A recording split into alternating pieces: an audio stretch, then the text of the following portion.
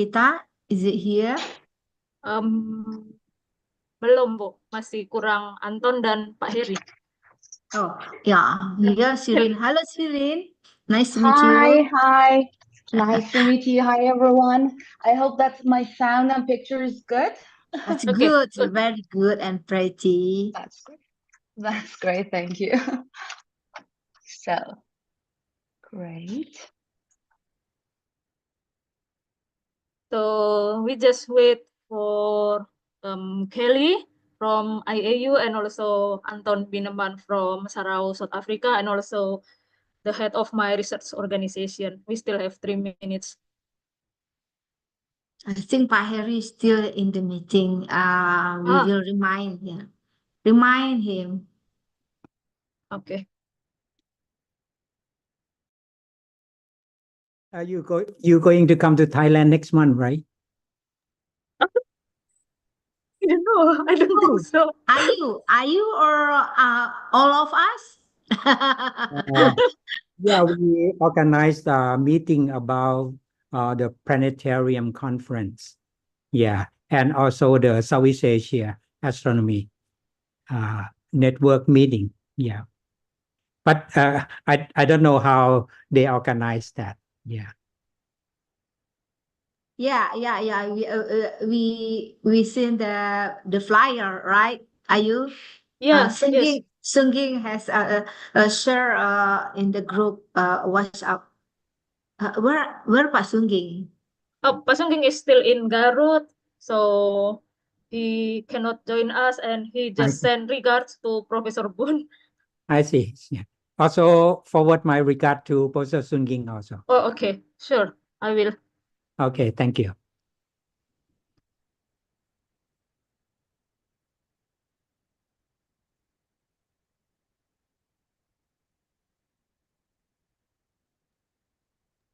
Ayo sapa Mbak Herdiana biar ngobrol juga enak dengar bahasa Okay. Inggrisnya Mbak Herdiana. Hai Kak, Ya, perkenalkanlah siapa beliau. where is he? So,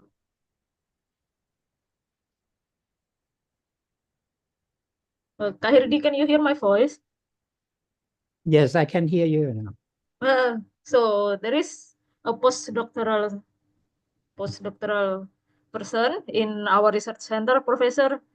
She graduated from Glasgow University just last May, and she is here. I saw her a few minutes ago, but I don't know. Maybe Hello. she is. Okay, this one.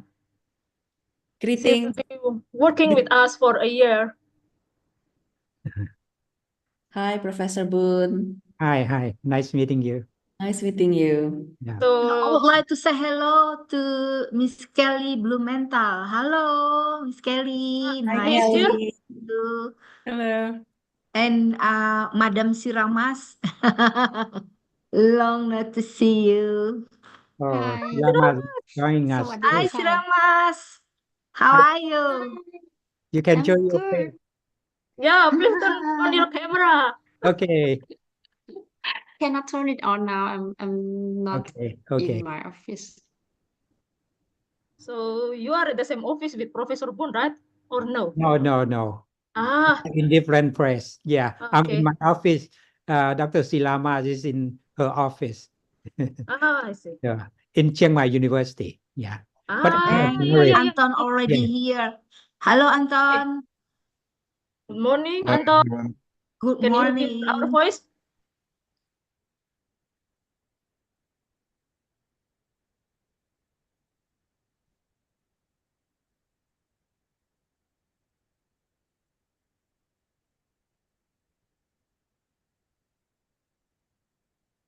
So Anton, before we start, would you please try to share your PPT to Okay. check if it's work or not?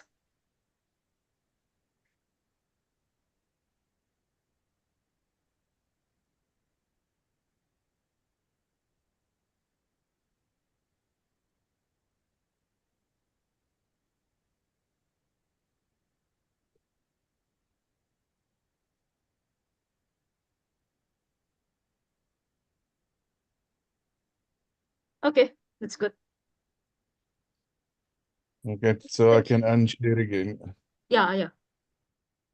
So, okay. Is it okay if you share it by yourself or you need my help to share it for you? The PPT. No, I'm fine. Okay, perfect. Ya, Thank selamat you. siang Pak Heri. Pak Heri sudah hadir. Ini Oke. Ayu. Hello, Ya. selamat siang, good afternoon for all.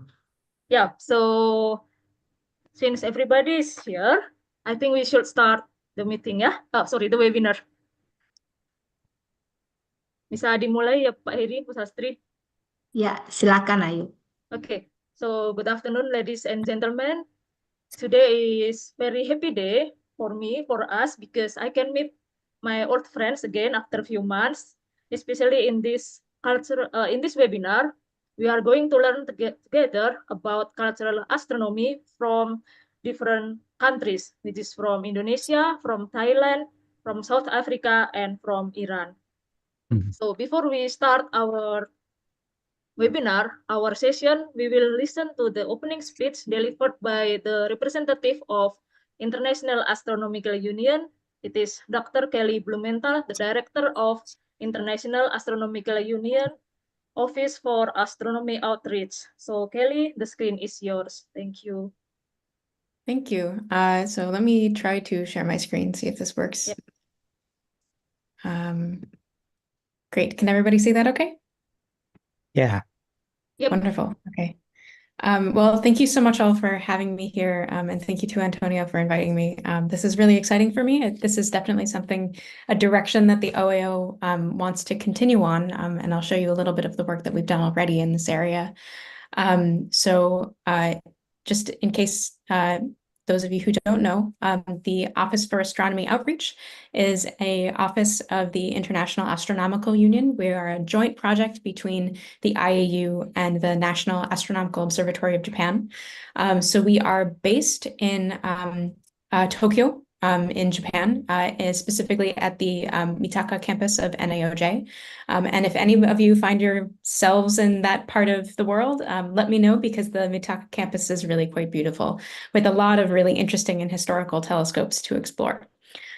So the thing that the OAO really strives to do is make astronomy accessible to everyone. And we do this in a number of different ways.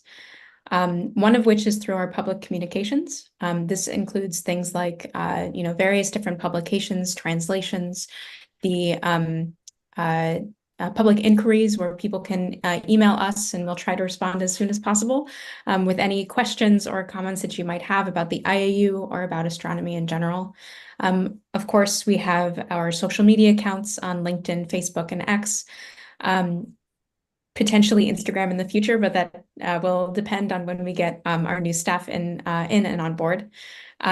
We also have our newsletter, and then based on the most frequently asked questions through the public inquiries, we also have the IAU themes, which are basically like long form responses to some of the most frequently asked questions that we get from the public.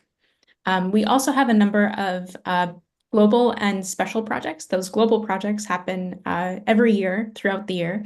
The first of which is Women and Girls in Astronomy, that happens between February and March. We also have Telescopes for All, although things might be changing with that, but that typically takes place in April. Then there's Dark and Quiet Skies Month, which takes place every year in May. And then 100 Hours of Astronomy, that is earlier this month, actually, at the beginning of October, kind of in association with World Space Week. We have a number of special projects, but two that I'll name here, ironically name. One of them is Name ExoWorlds, which has run 3 times in the past, in 2015, 2019, and 2022. And this is a project where the public is welcome to submit suggestions for naming an exoplanet and its host star. And many of the names that have been suggested and accepted are based in cultural and indigenous astronomy. So that's a really exciting thing to see, kind of indelibly placed in the stars in an official sense from the IAU's perspective. And then, of course, we have a project that's ongoing right now, and that is Name a Quasimoon. So if you don't know, a quasimoon is an asteroid that orbits the sun, but from our perspective on Earth, looks like it's orbiting the Earth. So it's kind of a moon, kind of not a moon. And we have one moon or one quasi-moon that we are offering up to the public to name. And submissions have been closed, but now we are reviewing all of the submissions we received. We got over 2,000 globally, and we are going to select 10 that will then be set to a public vote. And then the quasi-moon name that wins, the public vote will be the name of the quasi-moon. So we do a number of different projects yearly and have some things that are kind of constantly ongoing. And the way, and in addition to that, we also have our communicating astronomy with the public kind of umbrella of programming. And the point of CAP, communicating astronomy with the public, is to try to professionalize astronomy communication in any way that we can. And we do this in a number of different ways, well, 3 different ways. With our Communicating Astronomy with the Public journal. This is a totally open access that's free to submit and free to read, peer-reviewed academic journal on communicating astronomy. So if you have any article that you'd like to submit in this area, some kind of research that you've been doing in communication or science communication or astronomy communication, please consider submitting it to CAP Journal. We also have a training program that tries to give professional astronomers and professional communicators the training that they might need to engage with the public in a more effective way. And then, of course, we have the Communicating Astronomy with the Public conference, which is where I met Antonia. This conference is a really wonderful series. We have the opportunity to bring people from all over the world to talk about the work that they're doing in communicating astronomy and engaging the public and their communities. And we actually just started a community of practice, which is kind of on the back burner right now, but in the next couple of months, we'll start to get working again. So if you'd like to join this community, you are more than welcome to. You don't have to have participated in a CAP conference before or any other piece of CAP. We just encourage everyone to join and become part of this. So scan that QR code and join our Discord server, and we'll be very happy to have you. So all of the projects that we do, all of the programs that we run are mediated through the National Outreach Coordinator Network. And these are national representatives in countries throughout the world. More than 120 countries are represented by this network. And the people at these, the people that represent these countries, the NOCs, go into their communities with the resources and materials that we provide at the OAO and perform the projects, the global and special projects, and provide these resources to their communities. And so that kind of really expands the OAO's reach far beyond what we would be able to do by ourselves, not only with the NOCs themselves, but also their teams, which make up our more than 300 representatives. And there's a really wide variety of things that people do. The pictures that are all here actually just happen to be all many of the NOCs that are on the African continent. And you can see there's many different things that people do, many different ways to engage the public. Actually, some of them are based in cultural astronomy, as I'll talk about in just a second. But the NOCs are really a diverse group of people who embrace and communicate astronomy in a really diverse set of ways. So if you're interested in being a member or a part of this network, please contact me or try to contact your National Outreach Coordinator and see if there's a way for you to get involved, because this is a really interesting and vibrant network of people that you can really learn from. So please come on and join us. I'd like to give you just a little bit of a taste of some of the work that our National Outreach Coordinators do in this area, in the area of cultural astronomy. So one of these projects, actually Stars of Asia, is not a NOCs project specifically, but it is something that was initiated by people who then became NOCs future on in the history of the OAO. And this is a project that aims to compile folklore related to celestial objects across the Asia-Pacific region. And they focus on various interpretations of the creation of the universe, the moon, the stars, and various celestial events. And this compilation of stories is actually available online on their website for free. So I really encourage you to take advantage of that. I think it's available in 2 languages, one of which is English and the other is Japanese, if I'm not mistaken. And if you have any questions, please ask Aviva Yamani, who is on here, who is our former NOC for Indonesia, who is also on this project. Another project that I'd like to mention that was actually funded by the OAO was the Path of the Golden Ring, which was a project that took place in between 2022 and 2023, where the NOCs for a number of different countries in South America and North America, South Central and North America, all worked together to produce this set of resources that not only talked about the science behind the annular eclipse that was happening in that region, but also brought in the cultural and indigenous perspectives on not only what eclipses mean, but also what these kind of objects, the moon, the sun, and the stars in the sky all mean in these indigenous cultures. So this was a really beautiful resource that they created that will be available on our website soon. And then there's the Astrotinos program, which was very similar in that it used the sky knowledge of the cultures of the Caribbean to build astronomy outreach activities by collecting all of these the stories and the indigenous knowledge that these peoples had to produce communication tools. So, these are just some of the projects that are done by our NOCs, either former or current, and we're really proud to be able to support these projects. There's also another project that we are going to start sometime soon. This is a project that will be initiated, a research project initiated by the OAO in collaboration with the North American Regional Office of Astronomy for Development, and then funded by a project called AstroExcel. And so this project really focuses on language and the connection between language and cosmovision. So understanding of the universe, understanding of our place within it. And it'll be an analysis of various indigenous languages in many regions, I think 4 or 5 regions around the world, to design communication strategies with communities. So kind of co-creating these strategies and communication tools with the communities that we investigate. So really, we're trying to understand the relationship between language, culture, community, landscape, as seen from a number of different indigenous cultures around the world. Just to highlight some of the things that the IAU has done, not necessarily the OAO, but there is an upcoming IAU symposium. It'll be in July. It is hybrid, so if you can't travel to Australia, it will be available online. If you follow this QR code, you can see, I think, abstract admission ends soon, I think. So if you're interested in that, take a look at that. But you can also just register, and I don't believe you have to be an IAU member to register. But regardless, the proceedings will be very interesting as well. And this is Indigenous astronomy in the space age.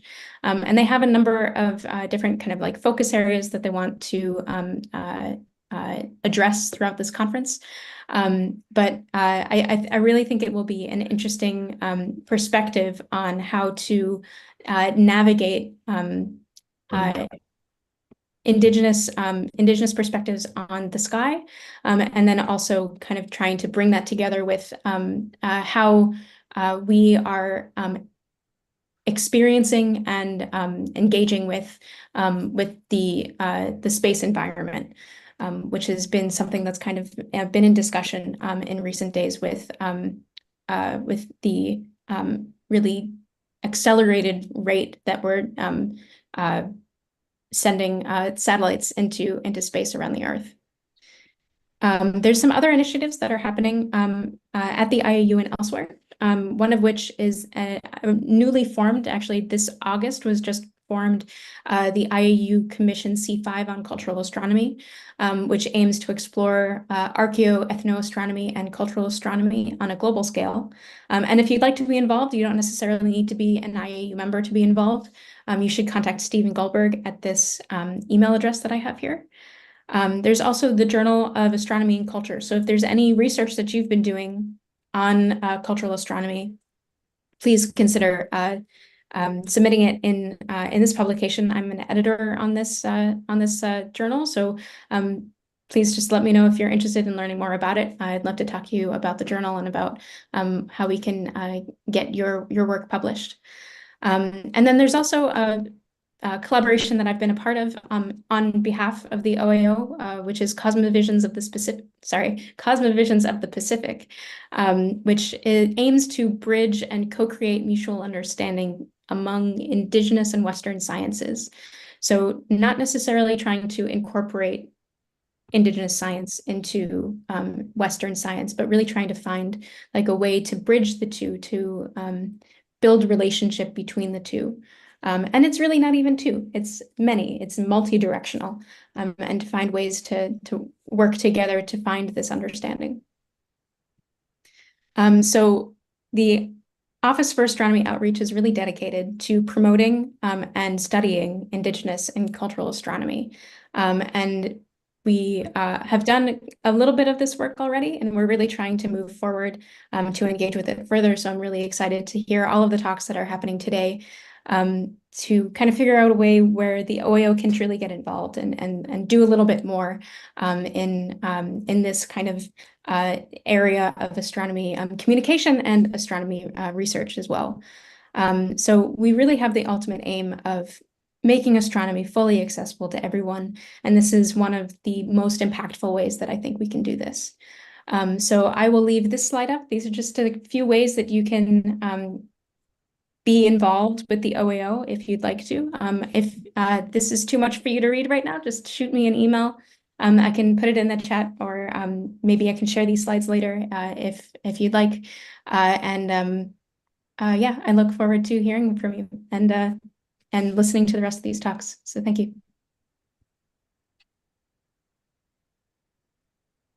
Okay, thank you very much, Kelly, for your presentation, for introducing the OAO programs. There are a lot actually, and I only joined one, the CAP, last June. Okay, thank you very much. And if you do not mind, would you please share the PowerPoint on the Zoom chat so Indonesian participants can learn more about it? Okay. So next is the opening remark from BRIN side. It will be delivered by the head of research organization for archaeology, language, and literature, Dr. Heri Yogaswara. So, Pak Heri, the screen is yours. Thank you, Ayu. Good afternoon, everyone. My name is Heri Yogaswara, head of research organization, archaeology, language, and literature of National Research and Innovation Agency of Indonesia, or BRIN. In our research organization, we have 7 research centers, 3 research centers related with archaeology, 3 research centers related with language and literature, and the 1 research center related to heritage of religion. It is honor for me, and also I am happy to be here, talk from all of you, because I think this webinar is very important and also very related with our research organization work, especially the collaboration among us from the manuscript literature and oral tradition of BRIN, International Astronomical Union Office for Astronomy Outreach, South African Radio Astronomy Observatory, National Astronomy Education Coordinator, NAICS, Iran, and National Astronomical Research Institute of Thailand, or NARIT. And also for the distinguished speaker, Dr. Anton Bineman, Sihrin Sandan, Professor Bon Sukrar Son Tun Tum. We meet again here, Professor, because I think some months ago we had work in Central Java. And also for Ibu Sastri Sunarti, Head of Research Center for Manuscript Literature and Oral Tradition. And also I listened from the Dr. Kelly Blumenthal. I think that's very important information related about the culture and astronomy. Yeah, my background is actually anthropology, and I think in my first degree, my research actually about the how relationship between the something astronomical thing with the agriculture traditional in Indonesia. I think this webinar also very important because actually in Indonesia, what we call as indigenous people right movement now is very strong, and also the research related with indigenous knowledge is also growing very fast. And of course, this webinar will be inspiration for us to make new title or theme of research. I think in this good occasion, I would like to also to invite to all of you scholars, if you interested to study more or research collaboration in Indonesia, actually our office BRIN provide for postdoctoral and also for visiting researcher and also visiting professor. I think the area of cultural astronomy will be very important for us. That's all I think for me. I think as Ayu said, I need to open this webinar, the international webinar on cultural astronomy formally open.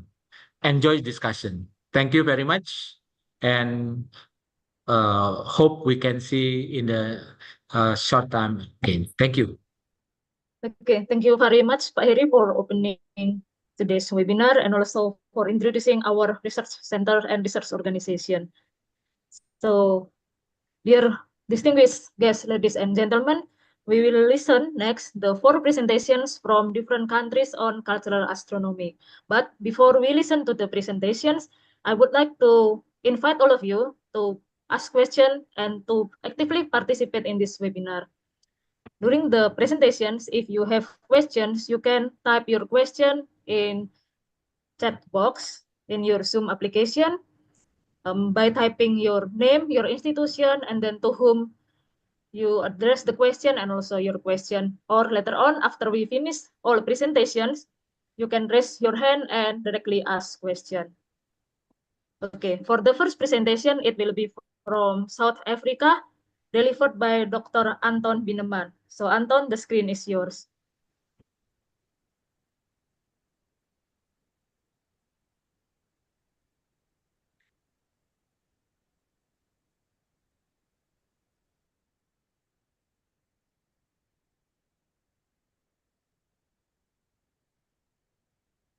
Okay, perfect. Can everyone see my screen? Yes, Yes. Okay, it's cool. perfect. So, so as background, the NRF, the National Research Foundation in South Africa, is an organization under the Department of Science, Technology and Innovation that focuses not just on astronomy, but we focus on nuclear medicine. So Sorry Itemba for Labs. interrupting. I forgot to announce that you have only 10 minutes, Anton, so please be concise so we I'll can be have more quick time for question and for answer and discussion. discussions. Thank So, you. so the NRF has more than one facility that focuses on more than one science and indigenous knowledge within all of these different fields. SARAO is the South African Radio Astronomy Observatory, and we're building an observatory, or we've built an observatory that will host the SKA and numerous other astronomy infrastructures. This is just Meerkat and what it looks like. The research that I'll present now will be published or is being published. The book is finalized now. That I'll make available to all participants. It's open access and everyone can get hold of that. In terms of what we did in terms of indigenous astronomy for the area where the SKA is built, we went and we looked at what's needed in the communities. And as part of our social license to operate, we had to do walkthroughs of the land, and we had to make sure that we understand indigenous knowledge in the local communities. So in terms of astronomy specifically, there's a lot published in terms of indigenous astronomy in the area, but very little of this knowledge exists in the communities. So this whole study was, how do we find this? What's going on? Where is the astronomy?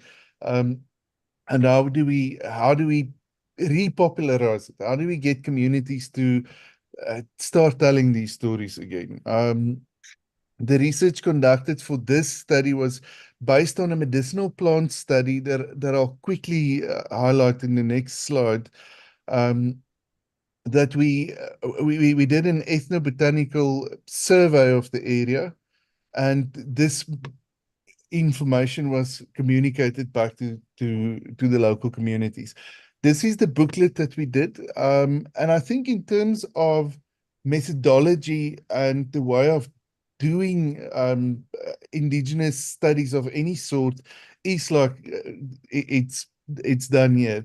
So at the top, you'll see the medicinal booklet with some of the indigenous knowledge systems reflected. You'll see it's reflected in English. I'll share the presentation in English and in Afrikaans, which is the language that the local people speak. At the bottom, the knowledge holders is acknowledged. And this is in the back of the booklet. The booklet is also available for free. And the indigenous knowledge, or the IP for all that's done in this study, belongs to the indigenous people from the area, as per the slide below. So we compiled this study through the University of Johannesburg and Prof. Ben Erik van Wyk. And then we did the same thing with astronomy, and we call it an adapted ethnoastronomical method, similar to the plant study, where we presented specific items or things from nature in different towns to get to a point where we could understand how local communities understood astronomy. The research area is quite big. It's similar in size to Greenland. So it's a really big area that we're working in with a lot of indigenous people. What we did is we used the language by Bleek and Lloyd, who were social anthropologists in the 1800s that had informants from the communities that we work in, and we tested these images like Castor and Pollux, like the Southern Cross, like the Milky Way. We tested and we listened to the stories that communities told. The main findings is, despite the fact that in anthropology, this is really well documented. There's a lot of articles. If you search online, if you do an online search, I demonstrated it here.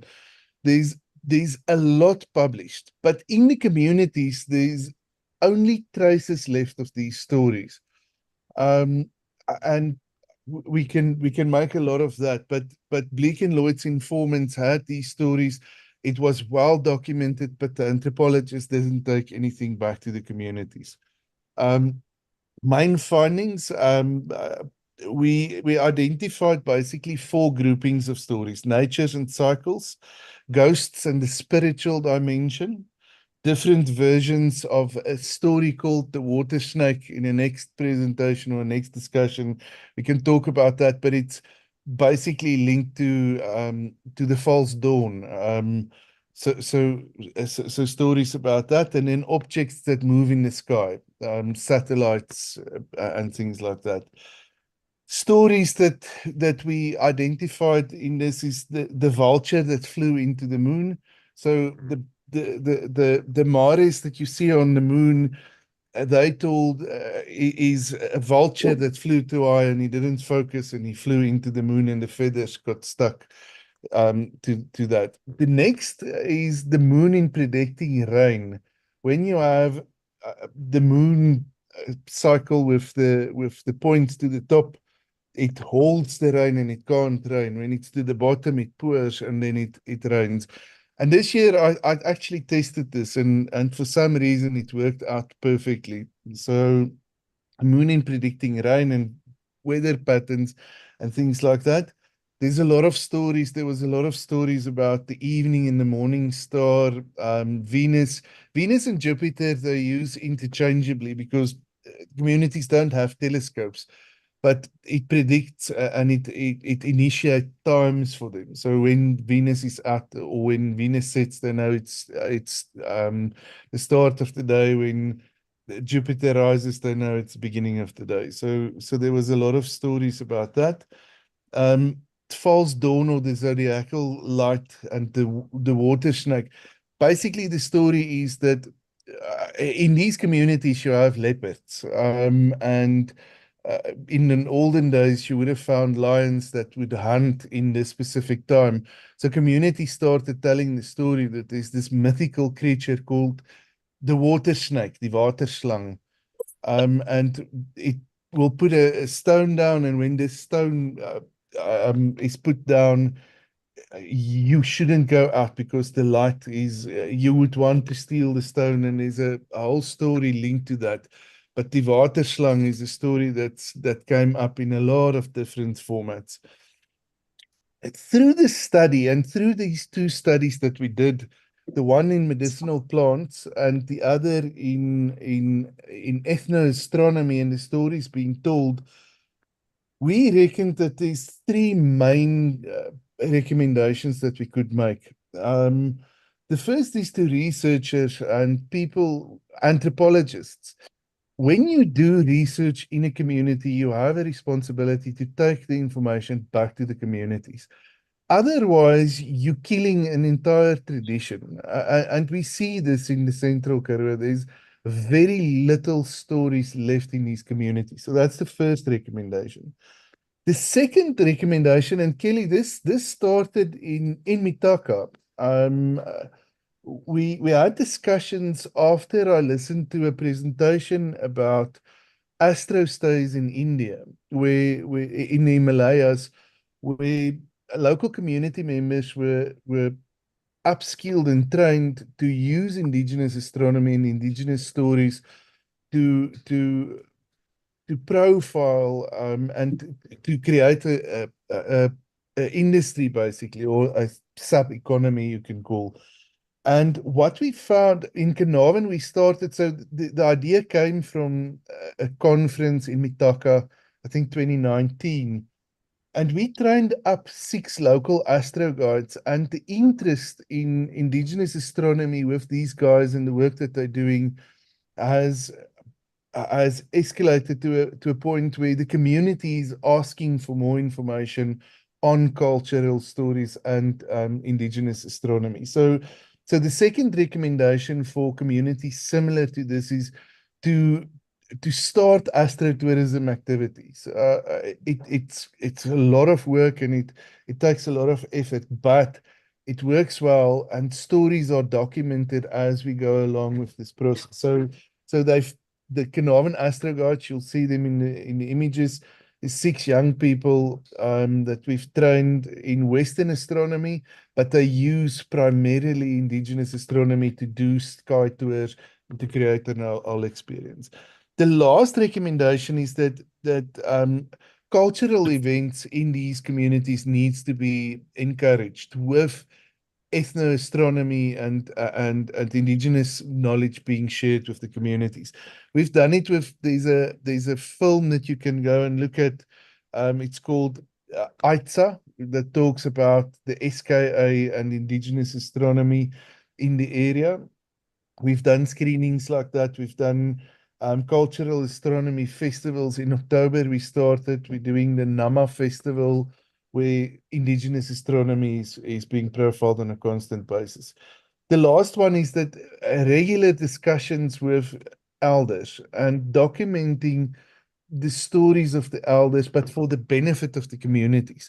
So from the South African Radio Astronomy Observatory, there's no real tangible benefit back to us. The communities benefit in terms of that.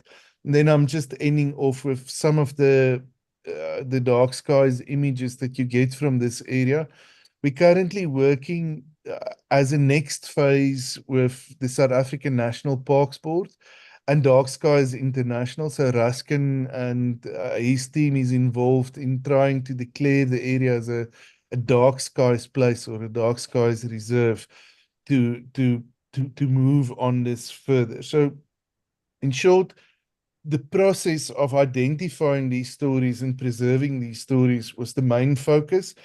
The end and the conclusion is that we need to profile these stories on a constant basis to make sure that there's something for people to go back to. And I think I'm in time, so that's my story in a nutshell.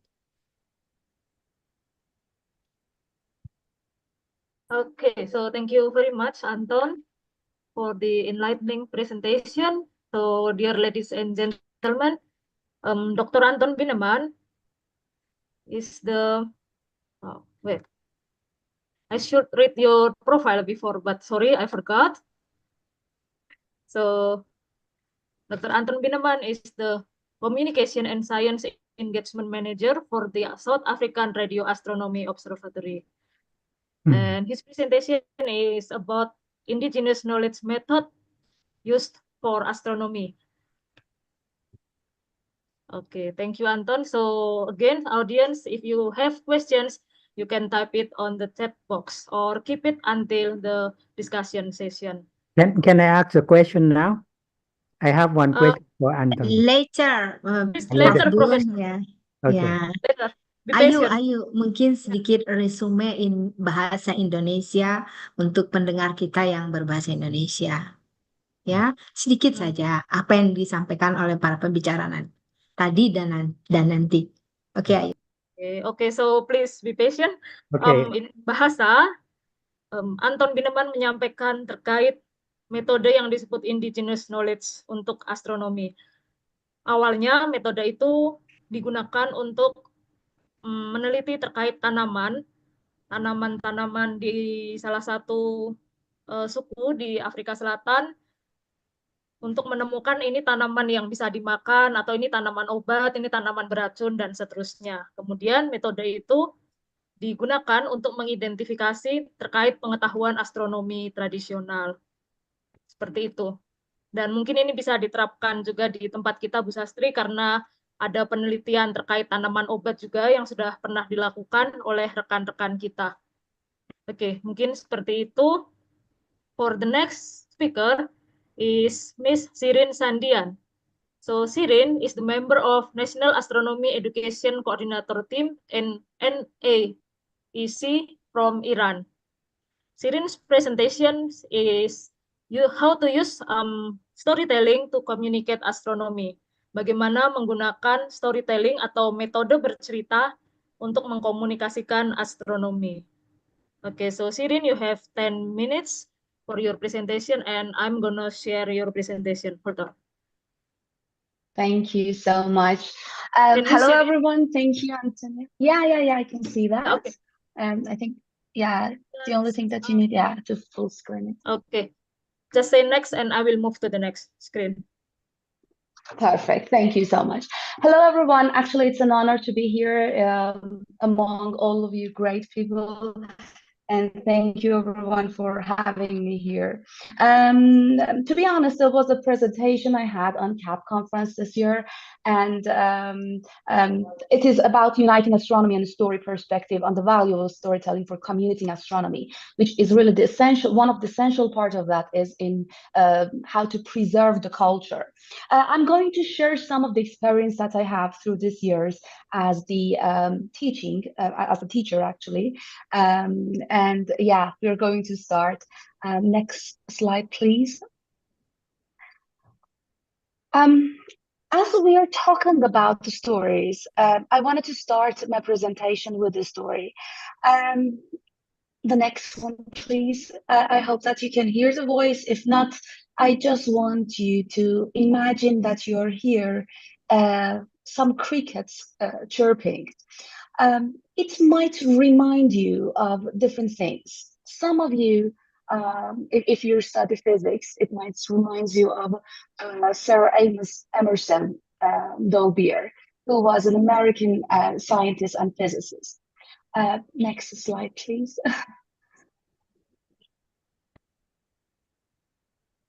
Yeah, then okay. Is it more? Yeah, is it the next slide?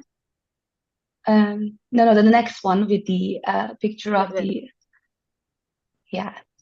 To be honest, my internet connection, I was not sure about my internet connection, so I asked a favor from Antonio to share the presentation for me.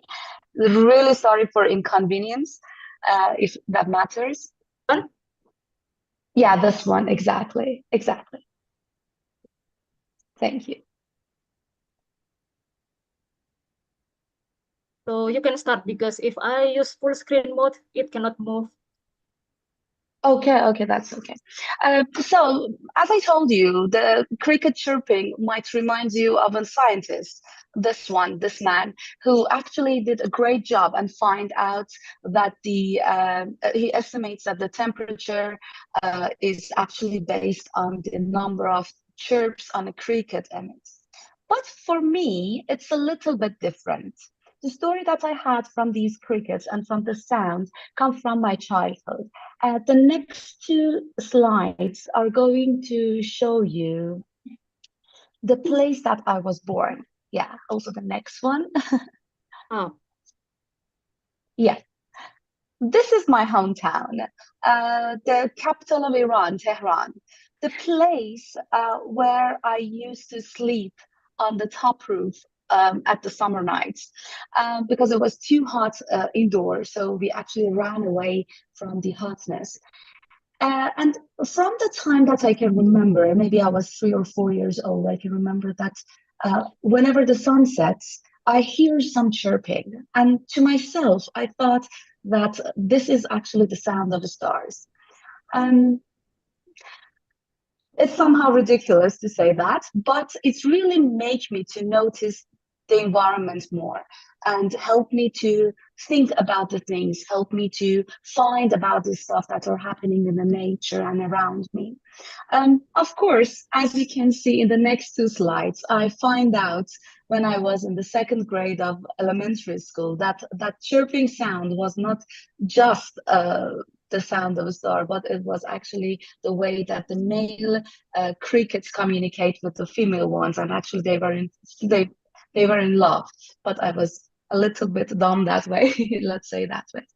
Okay, thank you. The next part, Antonia, please. The next two slides. Okay. Here.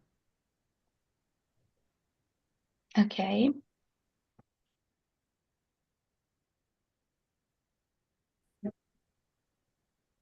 Here or previous one?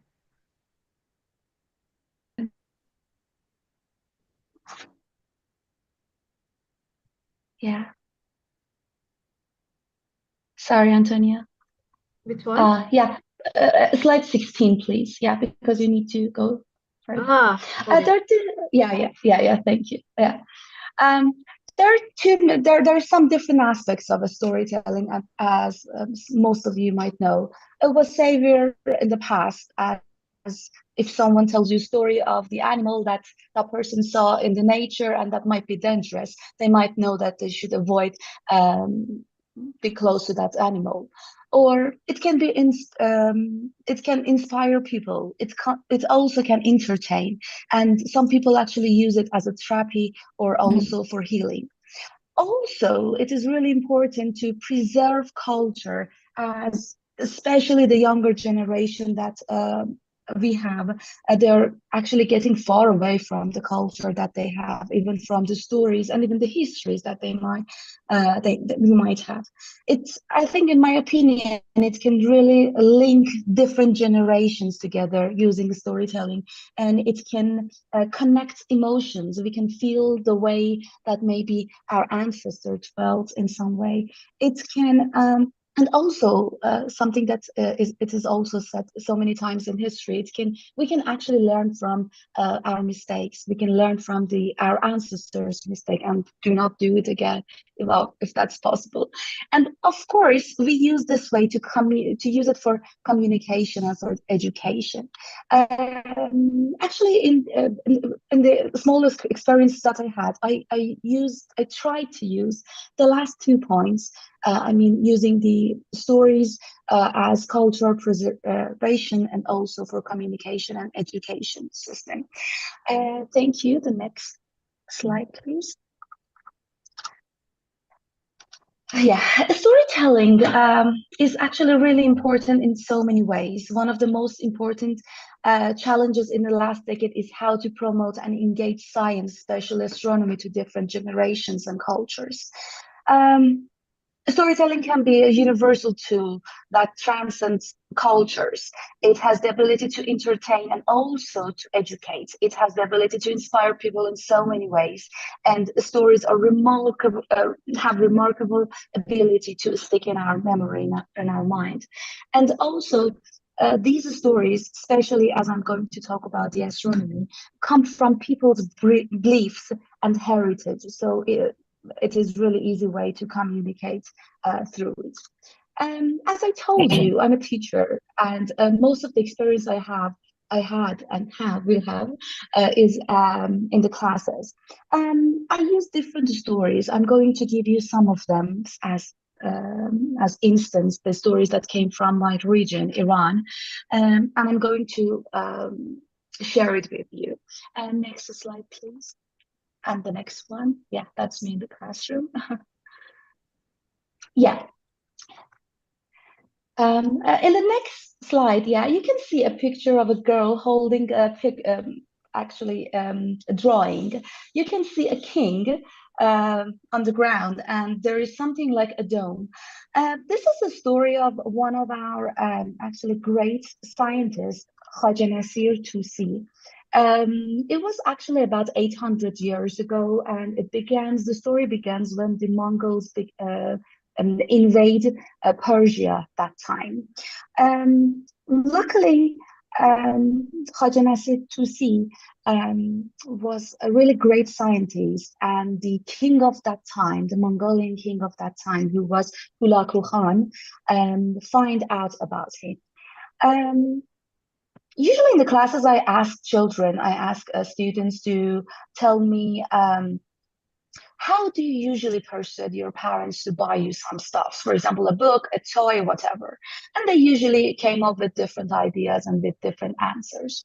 And then I asked them, how do you think Khaja Nasir Tusi persuade Hulagu Khan, the Khan of Mongols, to build him an observatory, which costs a lot at that time? And we start to tell them the story. When Khaja Nasir actually asked Khan to build him the observatory, Khan will respond that it is too expensive. But they decided to carry on an experiment. They said, allow me to carry on experiment. And they asked the Khan to put a really big bowl of water on the top of a big mountain, or in some other books, they mentioned that it was just a really big building. And they asked some soldiers to tumbling it down. So when this happens, you can hear a really loud noise and everyone is scared.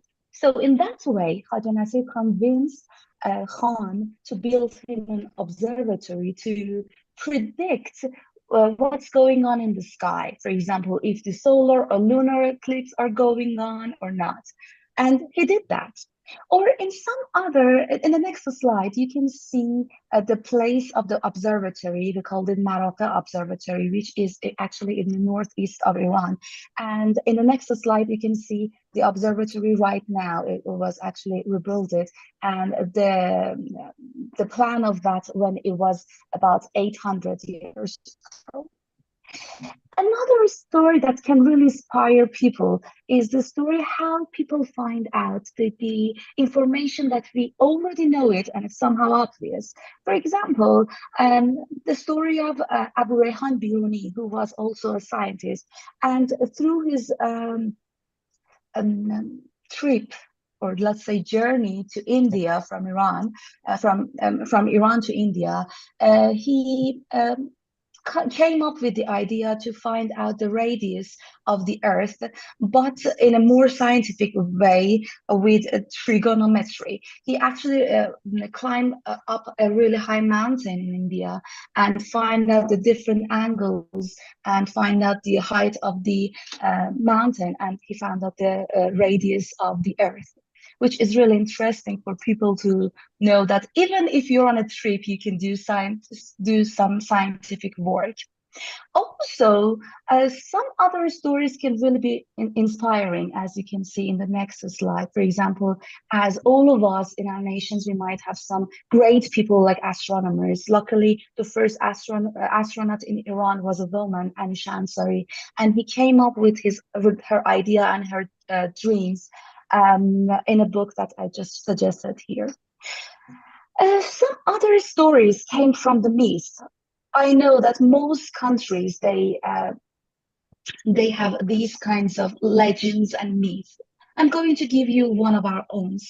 In the book Tishtar, which is an ancient book, and it belongs to more than about 2,500 years ago, more than that. There is a story of Tishtar and Apush, which Tishtar was the god of rainfall and the star of fertility, associated with the Sirius, which is the brightest star in the northern hemisphere. You can see in the next slide, which you can see that star when it's somehow near winter in the northern hemisphere. And in the other part, as we always have the stories of good and evil, there is another star in the sky, which you can see in the summer, which is Antares in the Scorpion constellation, which you can see in the next slide. Apush was a demon representing drought, who seeks to prevent rain and destroy life. And they were always against each other, and they were having fights every year. And during this time, people usually pray to God to help Tishtar to win against Apush. And interestingly, they all related to astronomy, because it was maybe the first lab that we had during the past, even from now. Yeah, thank you. So the next slide. Yeah, there are so many ways that we can interact with people throughout oral narration, throughout personal stories that we might have, or even the heroes that we might have, also throughout the mythical stories, and also some of them can be happen through the media. Some of them can be happen in the classroom, and even when we are talking to people, to normal people, we can reference any of these stories. I'm going to give you just a little bit of the actually the conclusion that we can get from this, some of the experiences that I had. For example, several years ago, we used the stories that was actually through a movie with a gathering of people, different kind of people, from adults to the children, and they enjoy watching movies related to astronomy together. Also at school or some institute, we also, as you can see in the next few slides, there are children that like to hear stories. We teach them astronomy throughout different kinds of stories that we might have. You can see some of these gatherings here, as in some private institute, or even in astronomy, or even at school, as we have some dome, and we said some stories of different constellations to them. We actually made different things, the quadrant, even the star wheels. Even it was so interesting for them to connect with the history as a story, that they actually last year they came up with the idea to make their own sundial at a school, as you can see in the next slides. Yeah, also the next one. Actually, they mixed the one of the myths that we had from Shahnameh book from Ferdowsi, and they came up with a bird, Seymour, as it's also somehow like phoenix, and they use it for the for their sundial, as you can see the pattern that they actually made. Yeah, and the actually the next slide will show you the results. Yeah, and at the end, we have so many challenges through this, let's say, journey that we're going to have.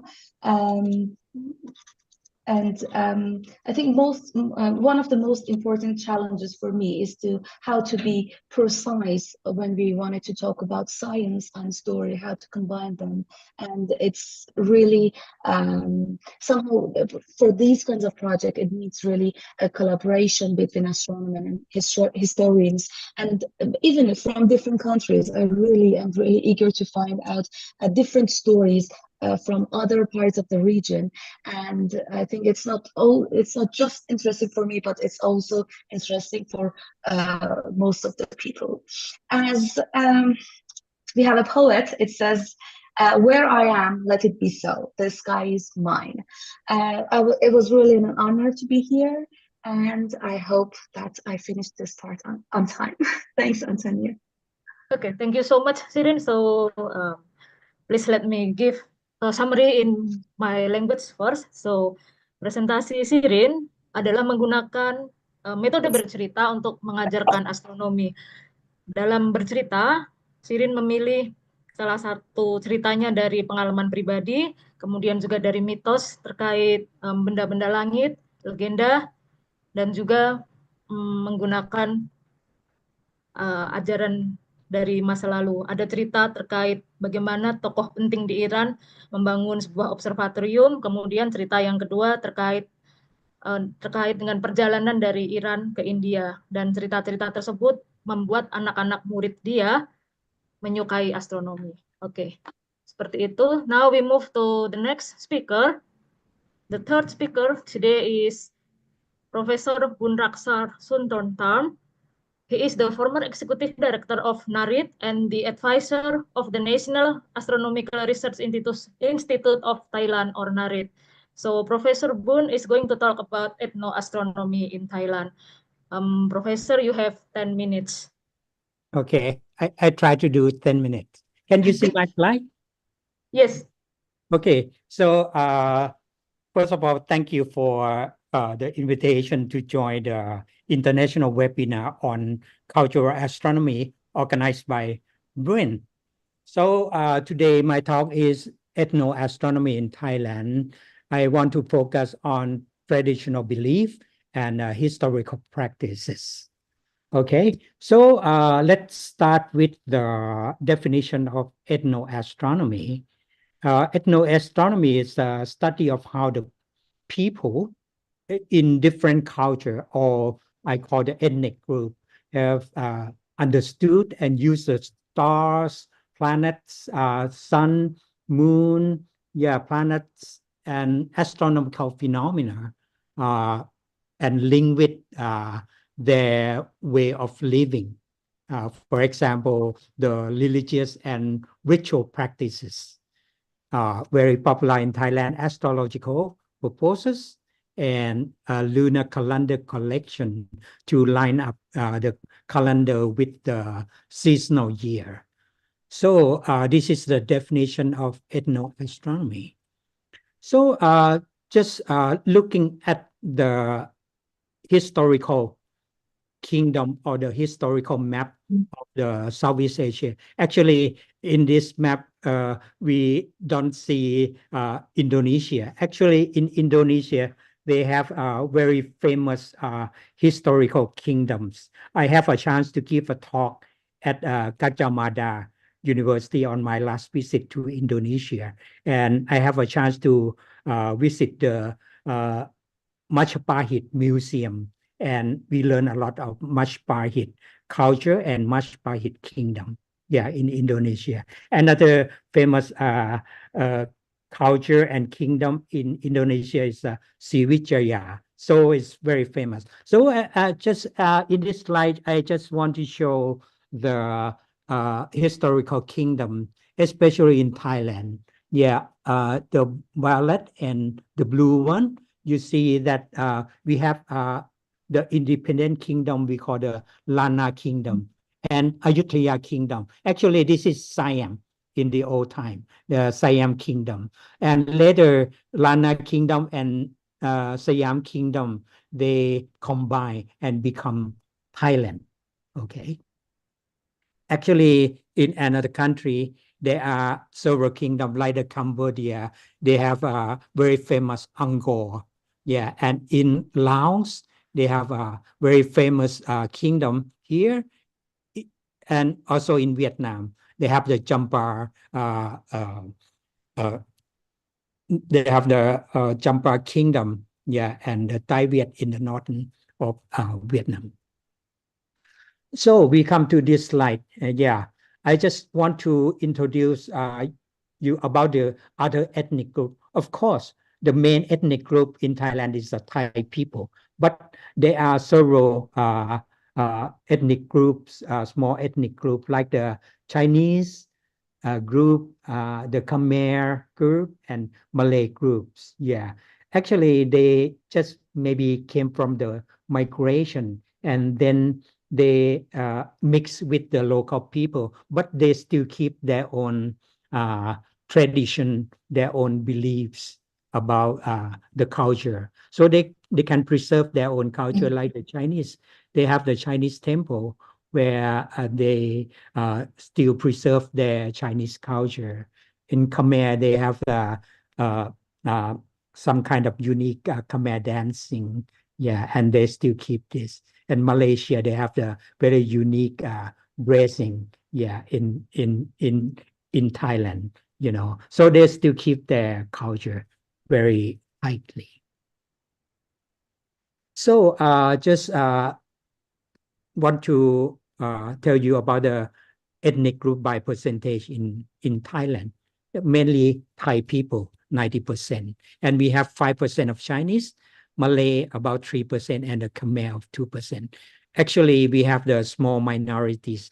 Mostly they live on the mountain, like Hmong, the Karen, and Lahu. Yeah, they live on the mountain in Thailand, and they have their own interesting culture that we can touch. I want to introduce you about the lunisolar calendar.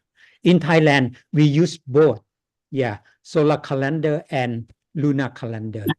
The solar calendar we use for the civil date time, tell the people about the civil date time. But the lunar calendar, yeah, we tell about the importance of religious and auspicious dates. So in this calendar, you may see that on the 5th of July, you see that actually this is the important Buddhist day, yeah, on Sunday. But they give the substitution day on the 6th. So we have the lunar calendar for marking the Buddhist event here in the rate. Yeah. And this slide, I just want to show about the orbit of the moon and orbit of the earth. We know that the moon is orbiting around the earth and the earth orbiting around the sun. Yeah, but actually when the moon is moving, you know, it's take only 27.3 days for one revolution. But if we look at this, you know, in one revolution, if we see the lunar phase, you see, it's not, for example, this one is new moon. Yeah, the new moon. You see the new moon on the left. Yeah. If we counting the revolution, one revolution from new moon to the other new moon, it takes 29.5 days. So we have to kind of period of the moon orbital motion. One is the sidereal period, is the 27.3 days, and also the synodic period, it's 29.5 days. So the synodic period is kind of the moon phase period, you know. It's take 1.2 days longer than the sidereal period. But the motion of the moon, yeah, the orbit of the moon, the motion of the moon around the earth, you know, the people in the old time, they just recognize that each day the moon go from one constellation to the other constellation. So the people in the old time, they divided the sky into the 27 sectors. Yeah, and they call each sector nakshatra, or the lunar mansion. So in one day, the moon moving from one house to the other house, one mansion to the other mansion.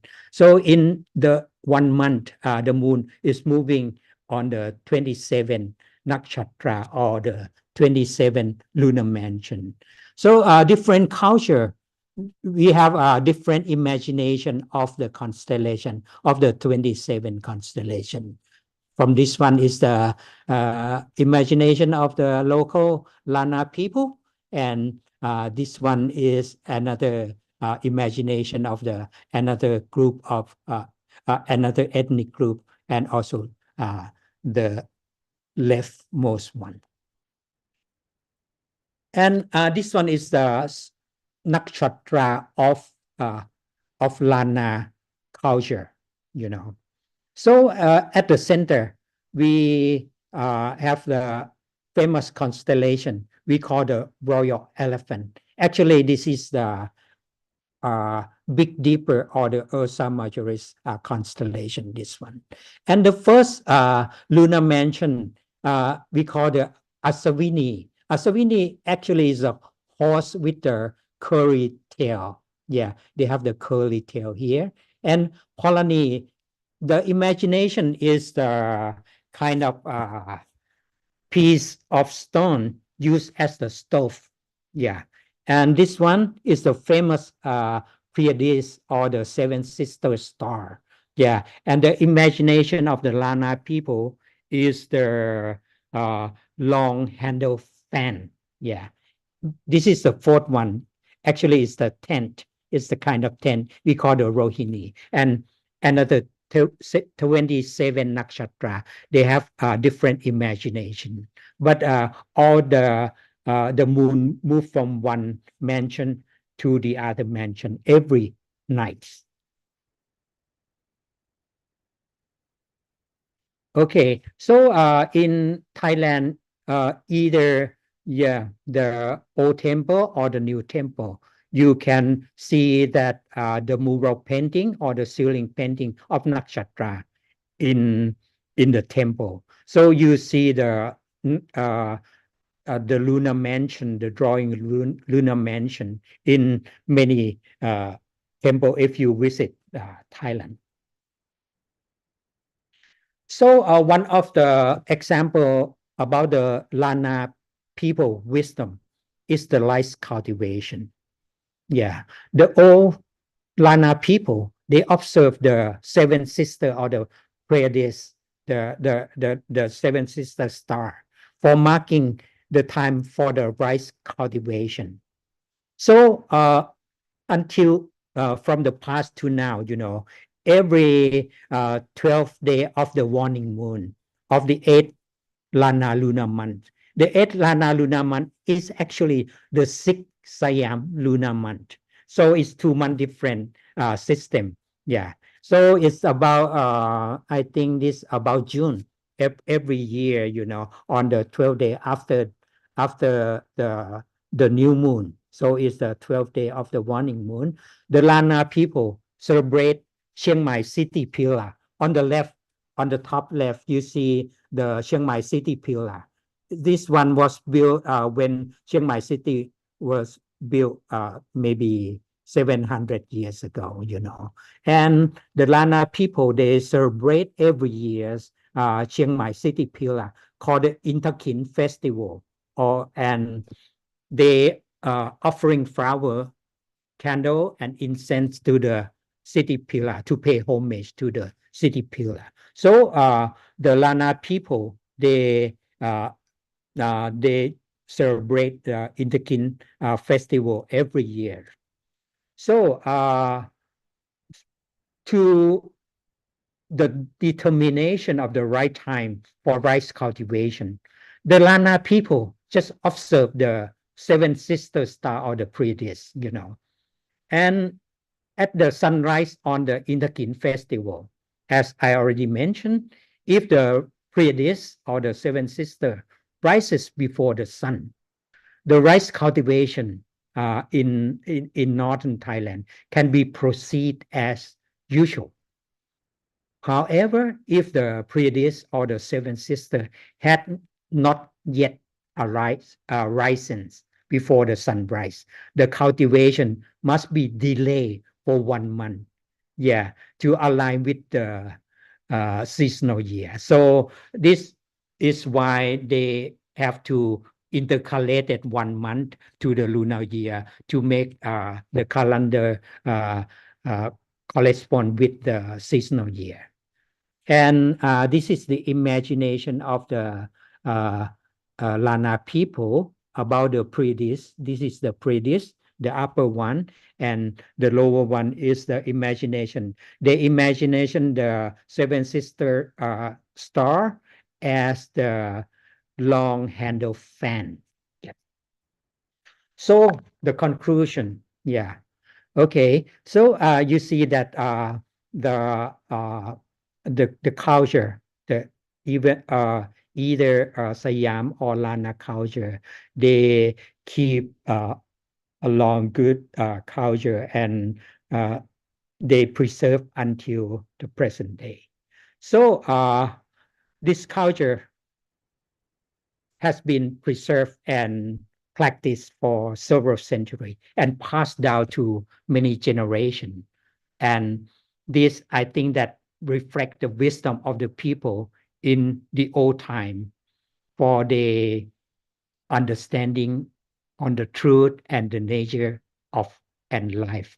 Okay, thank you very much, for your attention. Thank you. Okay, thank you very much, Professor Boon, for your presentation. So let me give a bit summary in Bahasa Indonesia. Okay. Jadi Profesor Boon menyampaikan terkait praktik etnoastronomi di Thailand.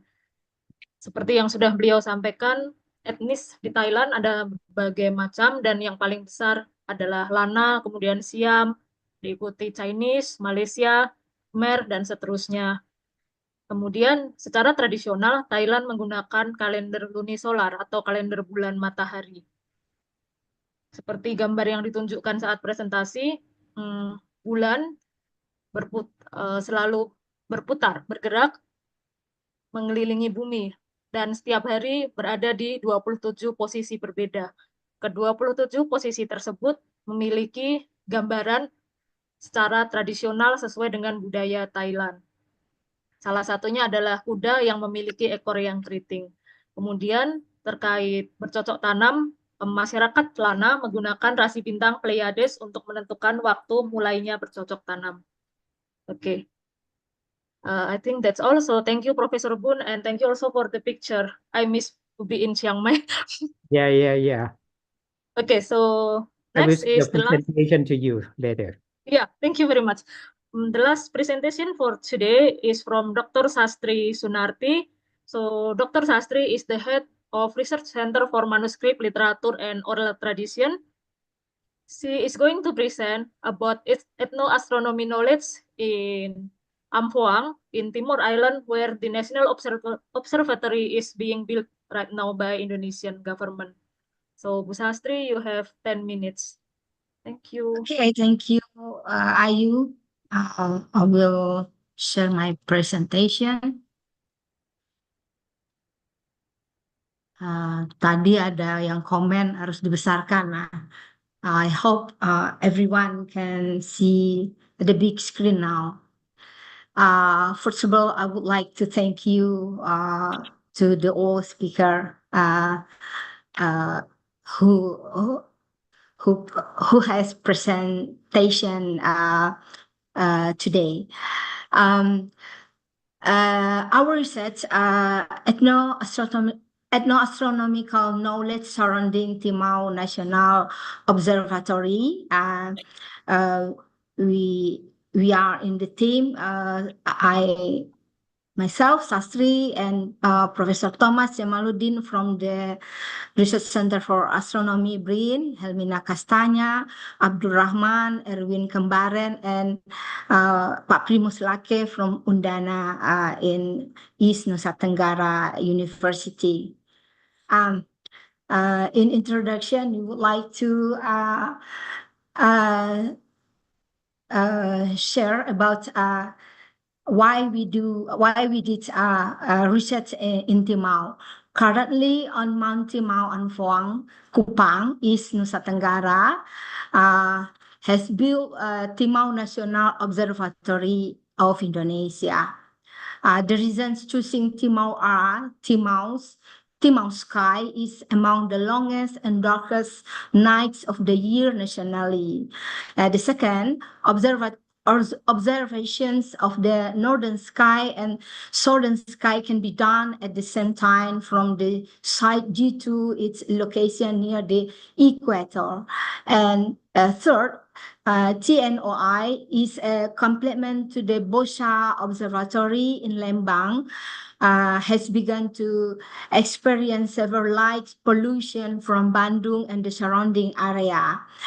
And to support the existence of TNOI, which is free from light pollution, a cultural approach is needed, such as exploring ethnoastronomical knowledge in the Anfuang people. Ethnoastronomy is the knowledge of reading the star and traditional communities, which is useful as a marker of seasons, also a marker of planting time, as the presenter told before. It's the same experience in the Anfuang community.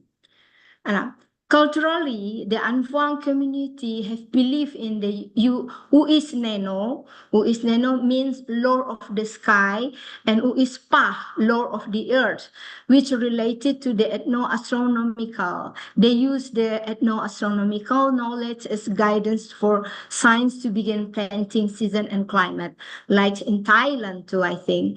And this research, we hope, can be exploring the ethnoastronomical knowledge of the Ampuang community, and we hope can support the existence of the TNOI in Timau. I think you can read. It is not very important to present. You can read why some of review related literature in astronomy research in Indonesia. The methods are, this research is the qualitative methods, of course, data collect by interview and observatory, and a locus research were in 4 villages, namely Amfuang, Bioba, Kauniki, Bitobe, and Fatumonas villages, Central Amfuang District, Kupang, Regency, East Nusa Tenggara. About 3 until 4 hours from Kupang City in East Nusa Tenggara. We conduct research on 6 until 7 June 2023, and we did interview and focus group discussion to get some data. And the result of the research, ethnoastronomical knowledge star as markers of the planting season and honey harvest time. Yeah, most of the people in the honey harvest, yeah, and star as markers of the dry season and the rainy season. Yeah, and the next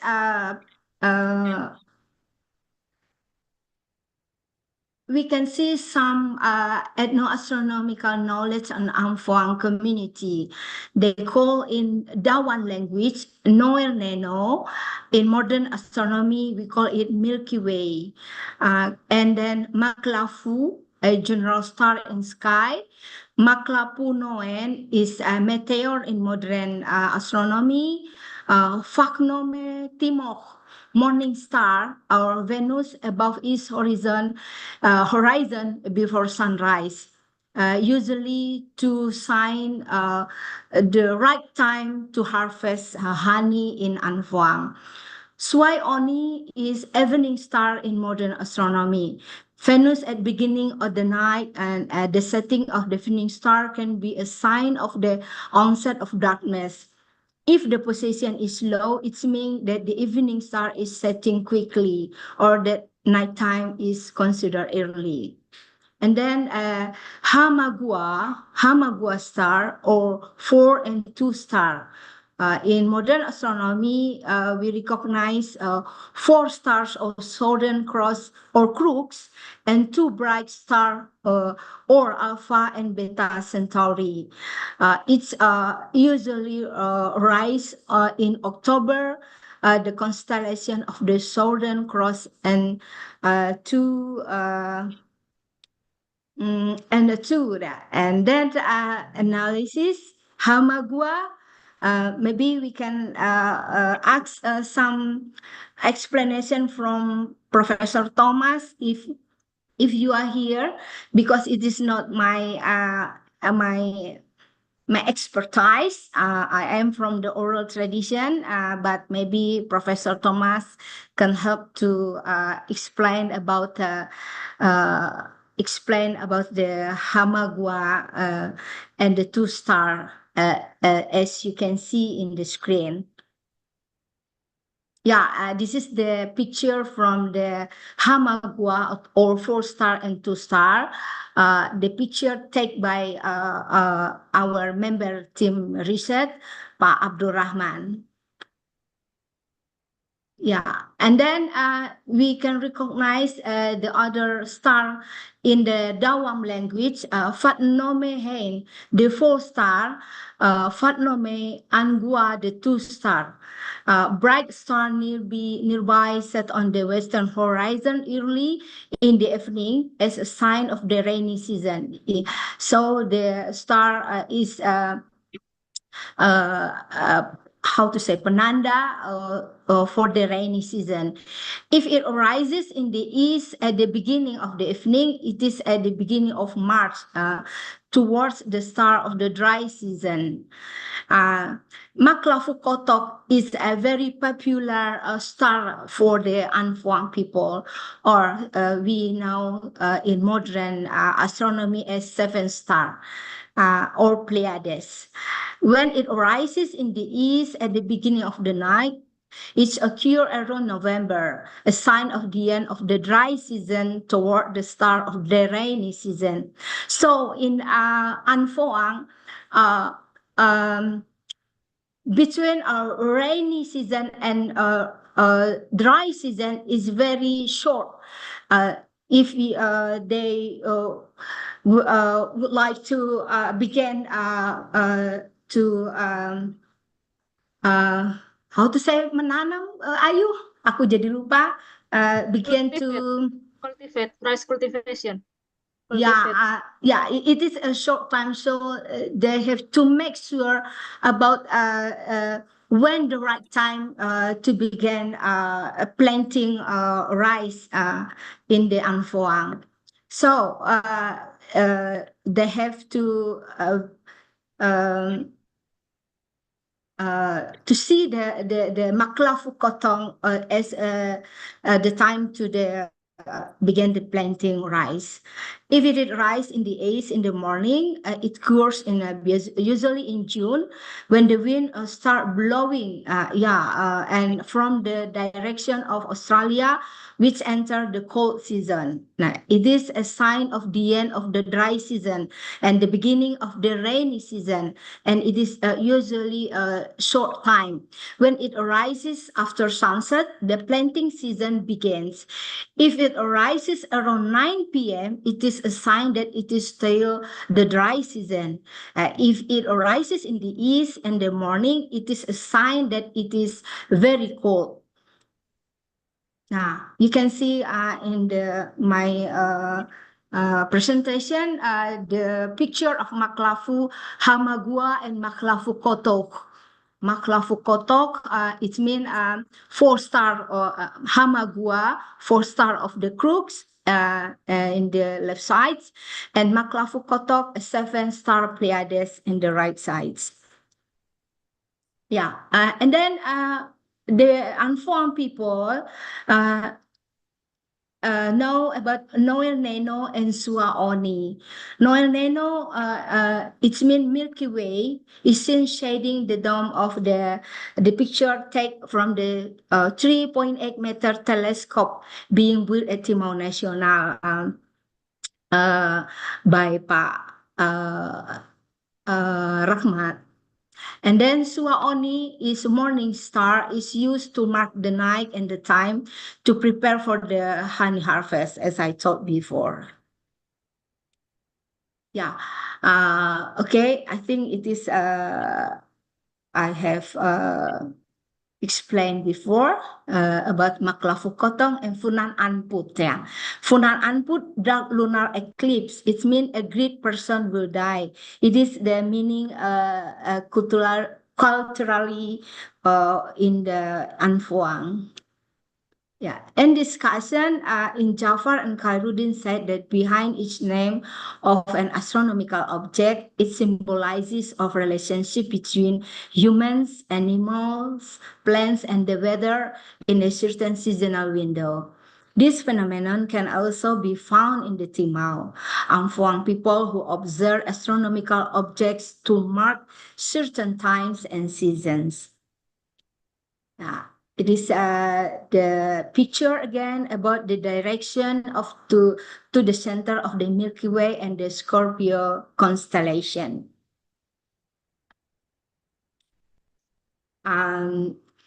And Anfoang people know about Skan Mak Iko, sounds like a river in the sky. They believe about, they can hear sounds like a river in the sky. And we try to in the modern astronomy, we know about Skan Mak Iko equal with comet.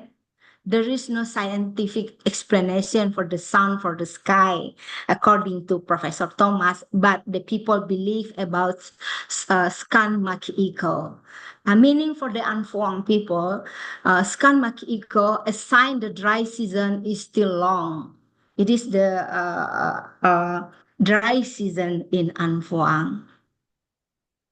Okay, yeah, and the other star in Anfoang cultural, Fafnome Hayen.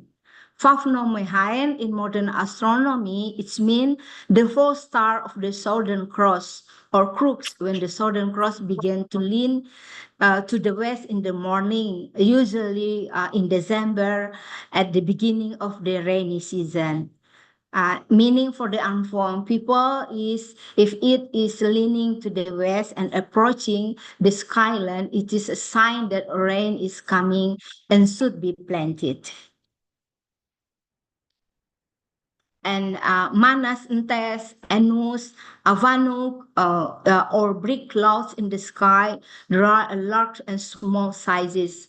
Asjael, it means 3-star line up, part of the constellation Orion. Meaning for the Ampuang people as a landmark, not used as a seasonal guide. Inus is mean rainbow, and Manas Entes, the sunset over the Termanu estuary. Okay, Noel Neno, already I explained to you, Suaoni, season determinant, farming season, dry season, rainy season, time for honey harvesting. Honey in Anfuang is very good quality. And as direction, the people of Anfuang use the astronomy knowledge for the direction too, and other natural phenomena. In cultural determinant, the people of Amfuang understand astronomy object as signs of a great man will die. Sometimes signs of a disaster, signs of abundant harvest, signs of blessing, signs of a good time to work. Okay, finally, the conclusion from our research, astronomy studies of the unformed people around Mount Timau show that cultural aspect related with celestial bodies have influenced their lives. Even right now, only for the elder people, not for the younger. Maklafukotok, or the seven star or Pleiades, as well as the Hamagua star, the 4 and 2 stars of the Southern Cross constellation, and the 2 brightest stars of the Centauri constellation are used to mark the rainy season, to start planting and mark the beginning of the dry seasons. The bright Suaoni, or evening star, and Fafnome Timoch, or morning star, which are actually the planet Venus, are used as markers for the darkest night, which is the time to harvest honey. Because the bee is quiet, easy, quiet, calm down when the at the time Venus or the darkest of the night. So the people quiet, safe to get the honey in the tree. The activity is carried out during the dark months or near new moon, usually June and September. Astronomical analysis show that some of the ethno-astronomical beliefs have scientific basis, as we can show to you right now. The experience of Noel Neno, or river in the sky, is also similar to other cultures, which call the huge bands of star or Milky Way in the dark night sky as Amanogawa, the sky river according to Japanese culture. Noel Neno's appearance needs to be protected because it is becoming increasingly rare in cities that are already affected by light pollution, like in Lembang. One of our output research is we have to make some recommendation for the local government in East Nusa Tenggara. So this our recommendation from the research. Through the result of this research, it is hoped that it can provide recommendation for the economic empowerment of the community around the National Observatory. One solution that can be offered is the development of astrotourism or tourism langit malam in the beauty of the night sky, which is regulated by the use of outdoor light. The regulation of outdoor light is through the appeal and popularization of the use of outdoor lampshades in area of 15 kilometers close to the Timor National Observatory area. And we believe it is not easy to apply this recommendation. Sometimes we got problem with the owner of the land among the local people. And another proposal is to empower community-based tourism, like Mr. Beneman presented before. Based tourism such as building umebubu, round houses as traditional Timorese, and houses managed by local communities with limited lighting. In addition, ethnoastronomical knowledge that is only known by the elderly can be passed on to the younger generation as cultural capital in the development of astrotourism, of the beauty of the night sky. And the third, another supporting factor for the successful development of the National Observatory is that the Timau Mountain region has ideal condition as a location for good observations of objects in the northern sky and southern sky at the same time. Okay, I think enough and thank you for your attention. Okay, so Back to you, Ayu. thank you very much, Bu Sastri. So in Bahasa Indonesia, Bu Sastri mempresentasikan mengenai pengetahuan astronomi tradisional masyarakat suku Ampuang di Pulau Timur. Nama-nama bahasa daerah tadi ada representasinya dalam bahasa Indonesia dan juga maknanya dalam keseharian budaya masyarakat suku Ampuang tersebut. Dawam language, Ayu. Ya, penelitian dilaksanakan di sana karena kondisi langit dipandang masih bersih dari polusi cahaya, tidak seperti di sekitar observatorium Bos ya. Terus rekomendasinya untuk menetapkan wilayah bebas polusi cahaya salah satunya dengan mengatur lampu di luar ruangan. Seperti itu. Okay, so now we come to the question and answer section. And then so we will take 3 questions first. The one is from Professor Bun Raksar. Later you can say your question directly. And the second is from Pak Gunawan. Pak Gunawan, you have written your question on chat Zoom, but if you don't mind, please speak up. And also the next question is from Deden. Deden, you have written your question as well, but I still ask you to speak up as well, just like Pak Gun, if you do not mind. So first, Professor Bun, please, you can ask question and please mention to whom you give your question. Okay, thank you. Ayu. Actually, as I earlier mentioned that I want to ask Anton about I have one question for him. Many indigenous people in African countries. Yeah, I just wonder if there is any evidence that indigenous people use the stars or the planet or astronomical phenomena to link with the activities. For example, harvesting, cultivating of the medicinal plants. Yeah, maybe I have one question to Anton. Okay, so the next question is from Pak Gun. Pak Gun, would you mind open your mic and speak up? Okay, so Pak Gun's question is for Professor Bun Raksar. So wait, I need to read from the chat.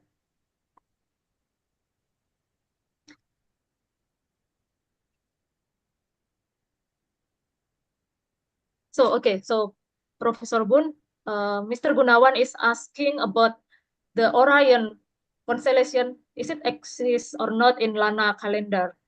And also, why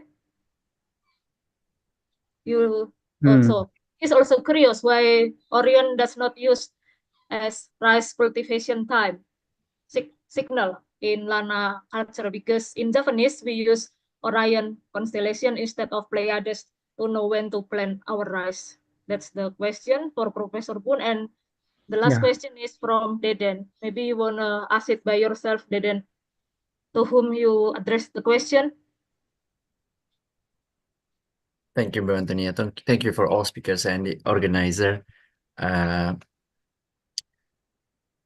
Deden. I'm just another colleague of Antonia and many other folks at BRIN, but now I'm studying politics of outer space at the University of Leicester, and I use decolonization as my point of view.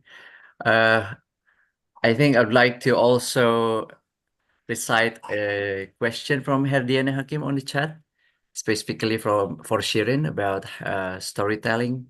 Yeah, later she is leaving for teaching. So Oh yeah, but yeah, in case later. you forgot it, but yeah, my two genuine questions is about how to see the cultural astronomy vis-a-vis the modern scientific astronomy, because you told us about how rich the cultural astronomy from your own perspectives or your own field works perhaps, but did you try to find a common ground between what you found from the cultural astronomy and the more mainstream modern astronomy, or did you just treat them separately as, okay, it's nice to have to know that there's some specific or unique cultural astronomy in some parts of the world, but okay, if you want to be serious about astronomy, then just go to the modern astronomy, go to the universities and stuff. So which one between the two? Yeah, it's applicable to everyone here that present the presentations. And the second one is more related with my subject about the decolonization, and it will be very relevant maybe for Anton's, but it's open to everyone if you may have some such experience.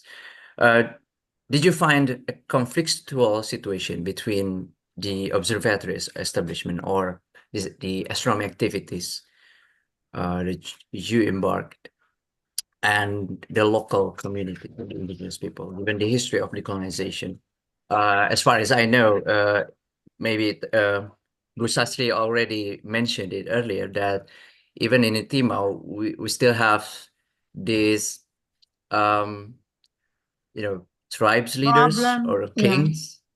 Yeah, that kind of thing. They try to retain their ownership over the land. Maybe at this point they express their agreement, but maybe later there's something else will be happening. It happened a lot in many places. For example, in Hawaii, such a recent problem about indigenous people. But yeah, especially for Antonis, maybe everyone that has such experience. How did you find it? How to deal with it? And yeah, thank you very much for the opportunity. Thank you. Okay, so thank you. Now it's time to answer. We start from Anton. So Anton, you have two questions from Professor Bundraksar and from Deden. So if I miss anything in my responses, please just pull me back in terms of that. So with medicinal plants and the use by communities, so something that we found that's quite significant is that astronomy knowledge disappeared completely, whereas medicinal plant knowledge was kept intact. And the reason for this is access to medicine. So medicinal plants is used in these communities on a consistently because there is no alternative. The communities are poverty stricken, so they still use the medicinal plants that was used 5,000 years back. Whereas with astronomy specifically, you don't need to, because modern technology replaced a lot of these things, and people have access to this. So yes, indigenous astronomy, indigenous medicinal plant use and botanical uses of plants is still being done. So we found in communities, very small isolated communities, like in the spiral arms of the telescope, there's a community called Swartkop, which is landlocked, and there's no reason. The people who live there was born there. Their ancestry shows that they've been in the area for 5,000 years or more. And the medicinal plant knowledge, we identified 15 new uses or undocumented uses of medicinal plants, but unfortunately the astronomy was gone. This this will lead into the question about decolonization and the use of ethnoastronomy or astronomy in these communities. Is when you come with a Western perspective on it, or a perspective that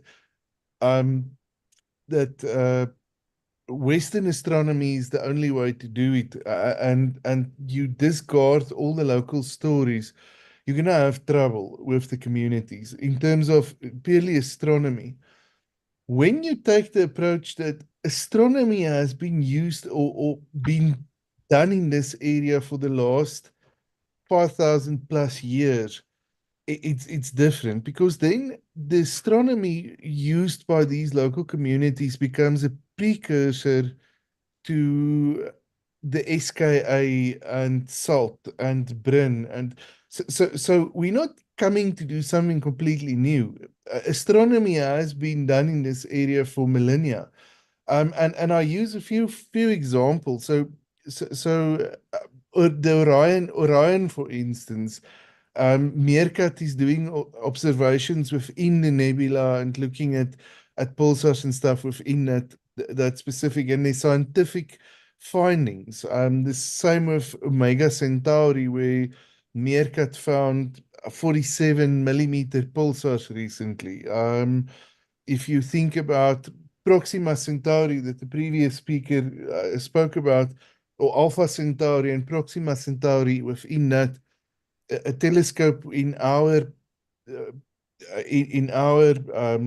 ownership measured the distance to Proxima Centauri within Alpha Centauri, and a lot of binary work was done with that.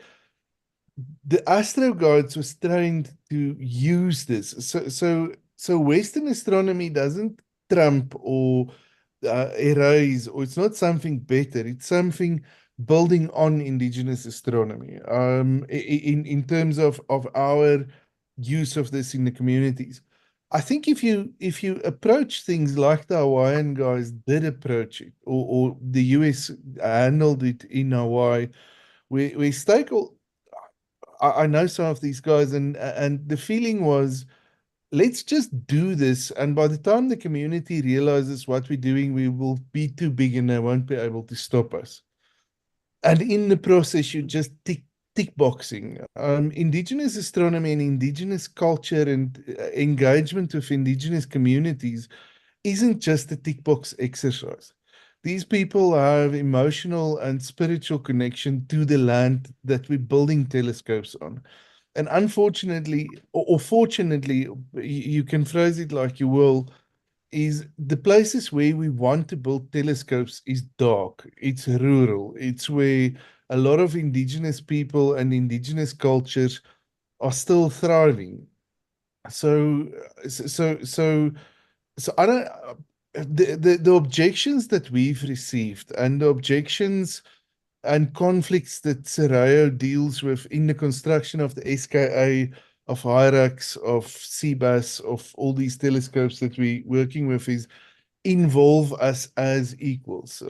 We're not, there's, the knowledge we have is not a inferior knowledge to your knowledge. It's a knowledge that's been built on. And there's a lot of examples. So Orion's belt, for instance, is seen as 3 female tortoises on a string. The Magellanic Clouds is seen by indigenous communities as places where antelope go and graze.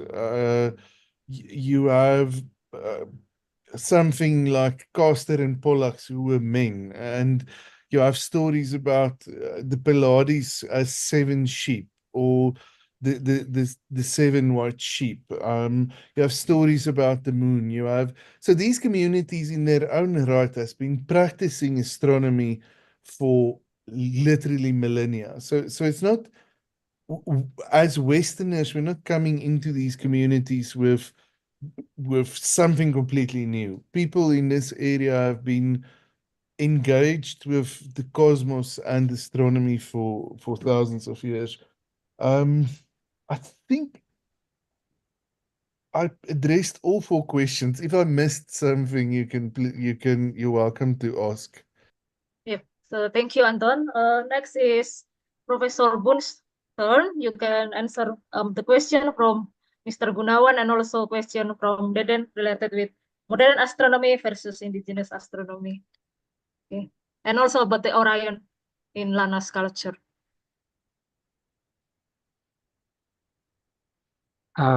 You want me to say something about the Orion? Yeah, because the question is, it's just wondering why Orion does not exist in Lana's culture, especially for rice cultivation signal, something like that. And also Actually, I think in Lana culture or Siam culture, they mention a lot about the Orion constellation. Because the Orion constellation, actually, the imagination of the Siam or Lana people, they have the imagination this constellation as the turtle instead of the hunter.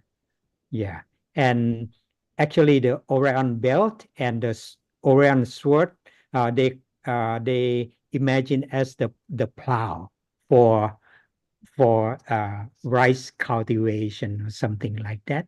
So the Orion constellation, I think, is one of very important constellation for the Lana people, including the Pleiades or the Seven Sisters, as I already mentioned in my presentation. And also at the archaeoastronomy that Miss Oropin, she's the head of the archaeoastronomy of NARIT. They work a lot on the orientation of the ancient structure, and it's related to the rising of the Orion or the rising of the Pleiades, maybe marking the new year in the old time or something like that. So it's related about the constellation and the culture already in the old time, especially the Orion and the Pleiades. Yeah, and the other question maybe from Deden. From Deden, yeah. About the conflict. Yeah. Maybe, yeah, because in Thailand we have the National Observatory, like you're going to build one in Timor. Yeah, right. Yeah. So we have the 2.4-meter telescope. And I have a lot of problem, At that time, I was the director of NARIT. Yeah. And a lot of protests from I'm not quite sure whether maybe including local people also, because on the site is the National Observatory. Yeah.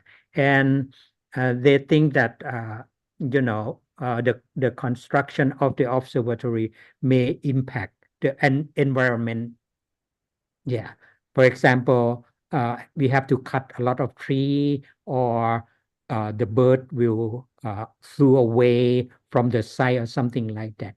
But finally, we adjust the understanding with the people, and they really understood. And just let them know that in the construction of the National Observatory, benefit to the local people. Like Professor Satri has mentioned about astrotourism, about many activities that they can use from the observatory. Yeah. So finally, we have the National Observatory on the national park. Yeah, which they reserve, about the construction on the mountain. Yeah, when you come to Thailand, you can see that. Okay. Thank you, Professor Bun. Okay, next is for Bu Sastri. Do you have any comment for Deden's question? I think already answered before. Of course, there is a problem when the Timau began. The representation of government, Pak Thomas, please correct me. The government gave some money to the local people.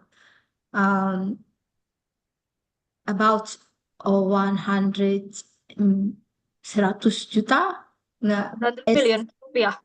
yeah, as Okomama money.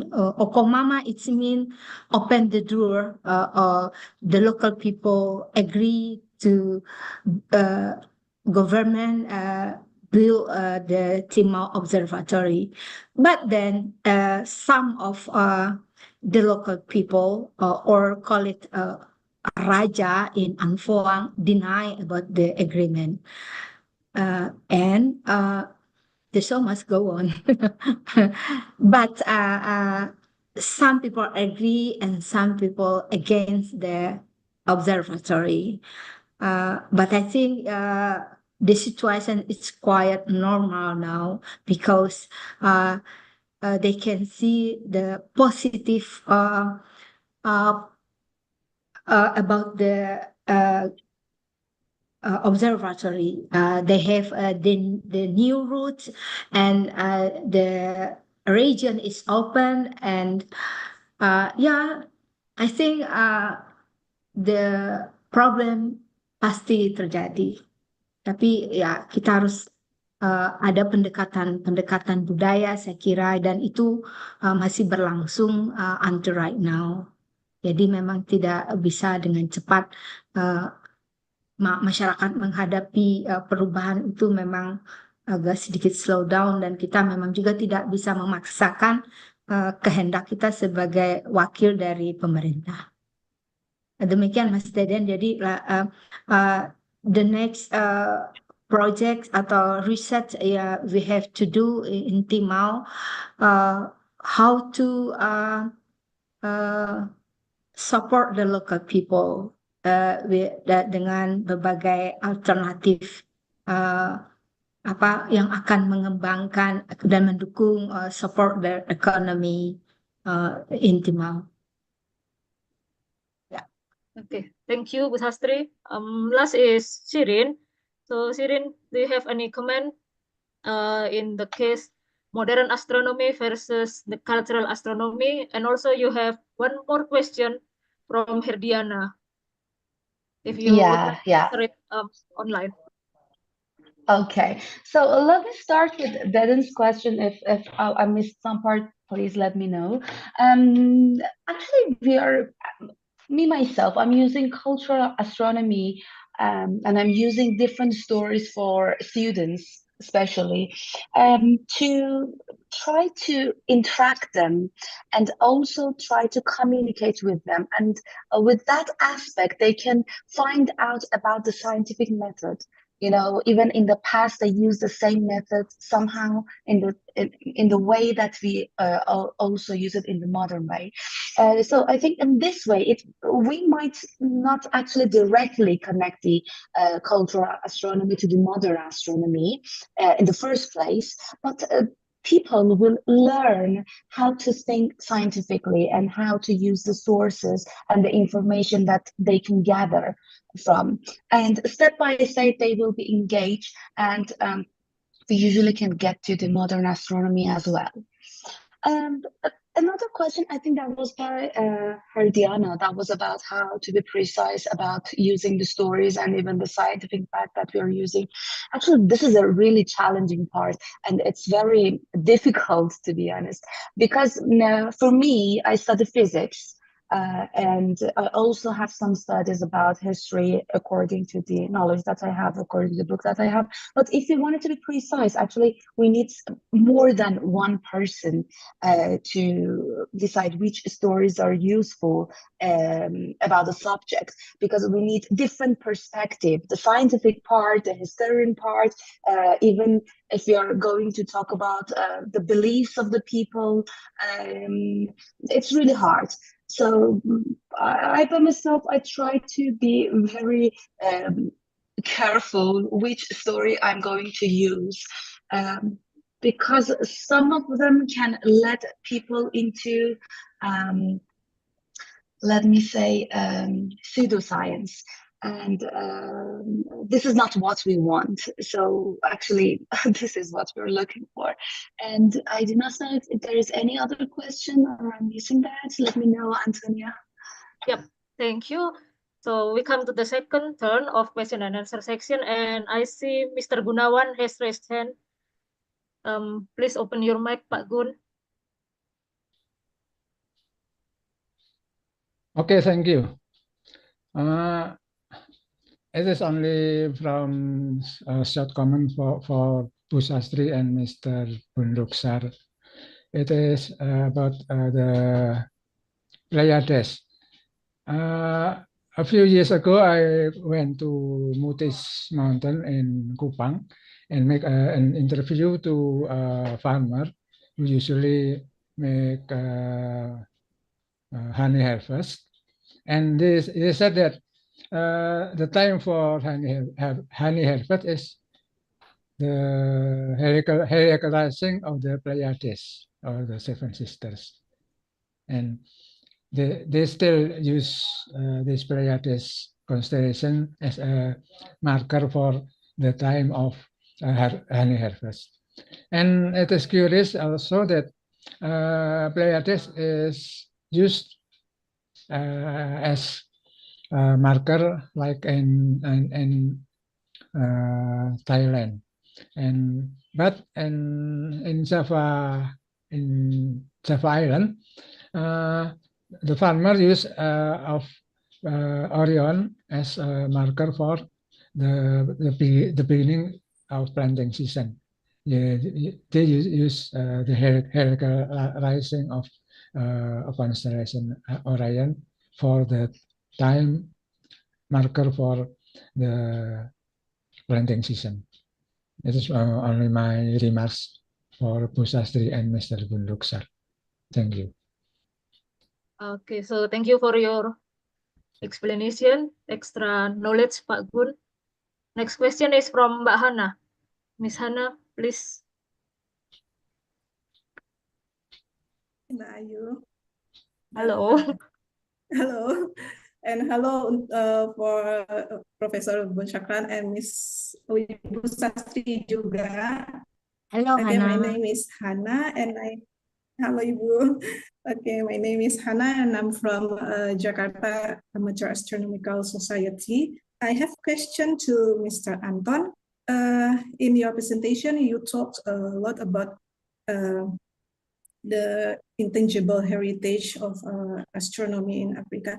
How about the tangible, like the Nubian pyramids in Sudan? Because I remember back then, one of my educational background is actually Middle Eastern culture back in 1999. And I remember at that time, I wanted to compare between the pyramids of Giza and the ziggurats in Persia with the Nubian pyramids in Sudan about the astronomy aspect of it.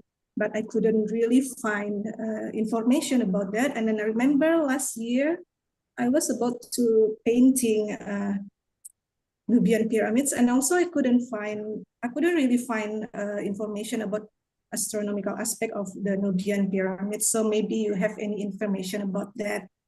And then to Mrs. Shirin, maybe if I talk to you, I'm going to spend like the next 2 hours just talking with you about astronomy in Mesopotamia and Babylonia. But maybe because your specification is in storytelling, I just wonder whether you are telling your students about the difference of the importance of the deities. I'm talking about the deities maybe a little bit, about the deities and the deities related to astronomical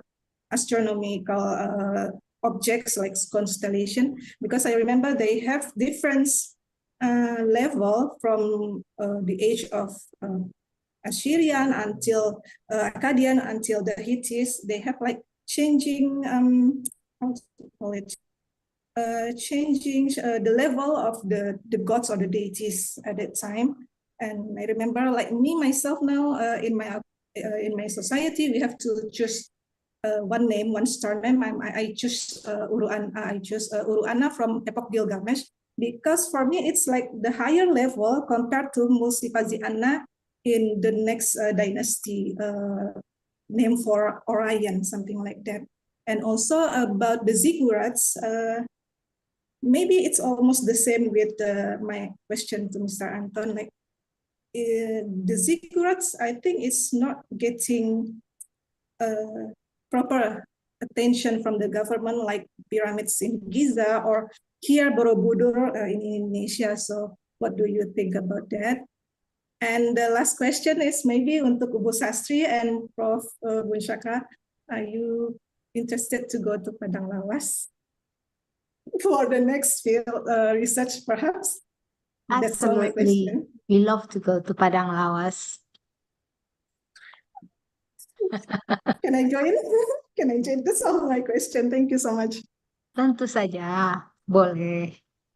Just come to our office at Gatsu. Ya Bu ya. Okay, so thank you, Miss Hannah.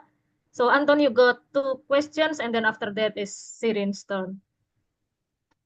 So in terms of African indigenous astronomy, it's very wide. So just in Southern Africa, we probably have about 12 different models that people are doing astronomy on. So in South Africa, we have in the area where we're constructing the SKA and Hyrax and these telescopes, we have the indigenous culture of the area was the Kam people, whom to a large extent their descendants still live in the area, but there's very little of their culture left. But as soon as you just move a little bit north, you run into the Setswana people, the Sesotho people. We have about 12 different cultures only in South Africa. And as you move up and you get to Ethiopia and Egypt, the way in which indigenous astronomy is done differs. So in terms of the pyramids, that would be outside of my field of expertise. But what I can tell you is that there's a thread throughout African indigenous astronomy, and when you study African indigenous astronomy, you get a sense that African people have engaged with one another on some of these stories and some of the concepts, like the story about the water snake that I told earlier. That's a story that repeats throughout different African cultures. Similarly with some of the names that was given to stars, but it's a really, really wide field of study. There was a PhD completed in Southern African indigenous astronomy by a guy from the Northwest University. If you contact me afterwards, I can share the PhD with you, or the link to the PhD. So pyramids a little bit outside of my scope, but African indigenous astronomy is a very wide field of study with a lot of different aspects linked to that. Unfortunately, pyramids, it's fascinating, but outside of my field of expertise. Thank you, Anton. Next is Sirin's. It's your turn. Yeah, okay. Yeah, sure. Thank you so much, Hannah, for the question that you asked. Actually, about the first one that you asked me about the constellation, and you mentioned Gilgamesh. There are different picturing about the constellation, as you might know, in different regions according to their beliefs, even to the environment that they were in. I try to mention them sometimes in my classes with the knowledge that I have. To be honest, I'm not really. I'm not a professional in archaeoastronomy, so I try not to get into that part. But maybe in the future, if I get the time, I can get into that, because this is a vast major, and there's so many things that we can understand about it. Also about Iran, because it used to be a really vast country, and it has diversity of cultures and languages. Even right now, when it becomes smaller, we have different languages. For example, we have Kurdish people, which they speak Kurdi. Then we have some Arabic people. We have some Azeri people where they speak Turkish. We also have different regions, from the Islam to Zoroastrian to Christians, different kinds of them. So it is really it's really hard to actually conclude all of these things together. But as a teacher myself, I try to verify the stories that I gather to be somehow true. We cannot be 100%, but I try my best. And something else you mentioned, I think I forgot that. What was that? I think it was about ziggurats. As I know, there are so many different opinions about that. According to it was the biggest place to pray. It was in Cholazambel in Shush. But about the astronomical part of that, so many people.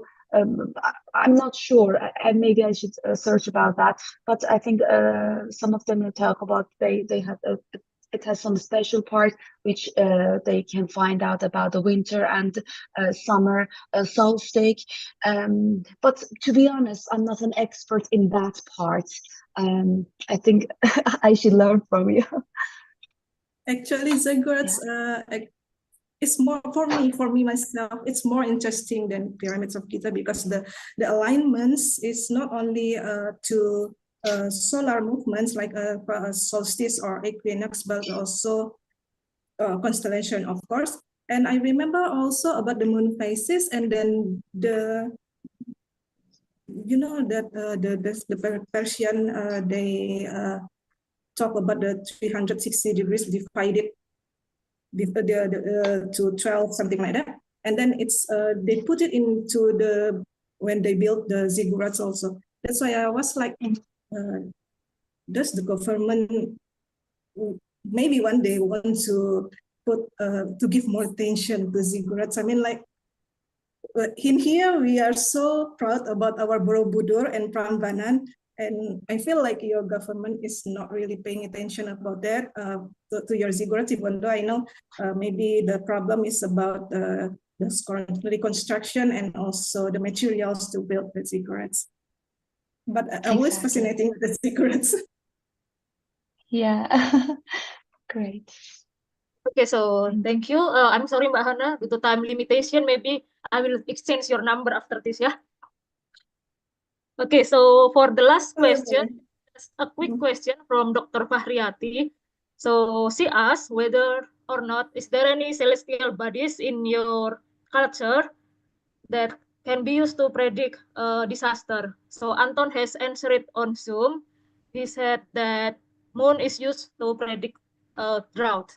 What about in Iran and in Thailand, and also for the Ampuang people? Maybe we can start from Bu Sastri. Ada nggak? Ada. In Ampuang, the eclipse or gerhana matahari and the half moon is the sign for the disaster. Eclipse, it means culturally for the Ampuang people, the death of the leader, and sometimes maybe let me explain in bahasa Indonesia untuk Ibu Fakriati. Musim barat itu ditandai dengan apa disebut dalam anfuang dalam bahasa Dawan sebagai manas entes. Jadi jika manas entes di arah muara Termanu itu suatu nama tempat di Anfoang, itu pertanda musim barat dan akan terjadi hujan deras selama 7 sampai 12 hari. Biasanya berlangsung di bulan Februari. Secara astronomi itu bisa dipahami. Dan juga ada manas empe jika pada terjadi posisi matahari terbit disebut manas empe. Jika pada musim hujan matahari terbit di atas bukit tandanya hujan akan berhenti beberapa hari. Tetapi jika matahari mulai turun ke lembah pertanda akan hujan kembali. Dan itu suatu pertanda yang cukup buruk untuk mereka. Juga ada kepercayaan yang disebut dengan gerhana bulan, Funan Anput. Nah, ya atau juga tadi yang saya sebut gerhana matahari dan gerhana bulan itu adalah pertanda yang buruk secara kultural bagi masyarakat di sana. Demikian Bu Fakriati. Nanti kalau mau jelasnya kita diskusi lebih lanjut. Terima kasih. Thank you, Bu Sastri. What about in Iran, Syrian? Is there any celestial bodies used to predict disaster? If you know. Actually, one of the regions that was used to be in Iran is called Mehr region. Mehr in my language, it means sun. And most of the things in this region actually related to the sun. So whenever even the eclipse happened, they thought it might be a fight between the good and evil. And they usually pray for the sun to disappear and to appear, sorry, not to disappear. And also we have other things, as I mentioned in my presentation, like I talked about Apush, which was a star in the summertime. And usually in the summertime we had droughts. It was not enough water for agricultural purposes. So in that time when they saw the star, the Scorpion constellation in the sky, they figured out, okay, we should be careful. We should use the water that we have appropriately in order not to have any problems. There are so many signs actually, but because most of them actually related to more than 2,000 years ago. Some of them were decoding these days according to the science that we have, but some of them they still need some expert to work on. Okay, thank you. At last, Professor Bun, is there any celestial bodies in Lana culture used to predict? Yeah. Okay. As far as I know, there still has no evidence in making the prediction of the earthquake or flooding or something like that. So it's very difficult. But in the Lana inscription, I used to see they mention about the alignment of the planets. Sometimes many planets align in the same line. And then they mention about some kind of earthquake happen in Lana in the vicinity of Lana or something like that. But for me, I think that that is not a good explanation about the alignment of the planet, and related to the earthquake. And one thing, I used to see a paper, they mentioned about the eclipse and the earthquake, but there's still no confirmation about that, because at the eclipse, the earth, the moon, and the sun they are aligned. And I'm not quite sure about the gravitational force would be able to trigger any movement of the plates on Earth, and causing the earthquake or not. I don't know. I don't exactly know. But I think some kind of wisdom about the observation of some kind of constellation, like the Pleiades, the seven sister stars, in some texts, they mention about the rising of the Pleiades with the flooding. So they know, the time when the when the water from the sea or from the ocean is coming, and maybe some raining and causing the flooding. So maybe some kind of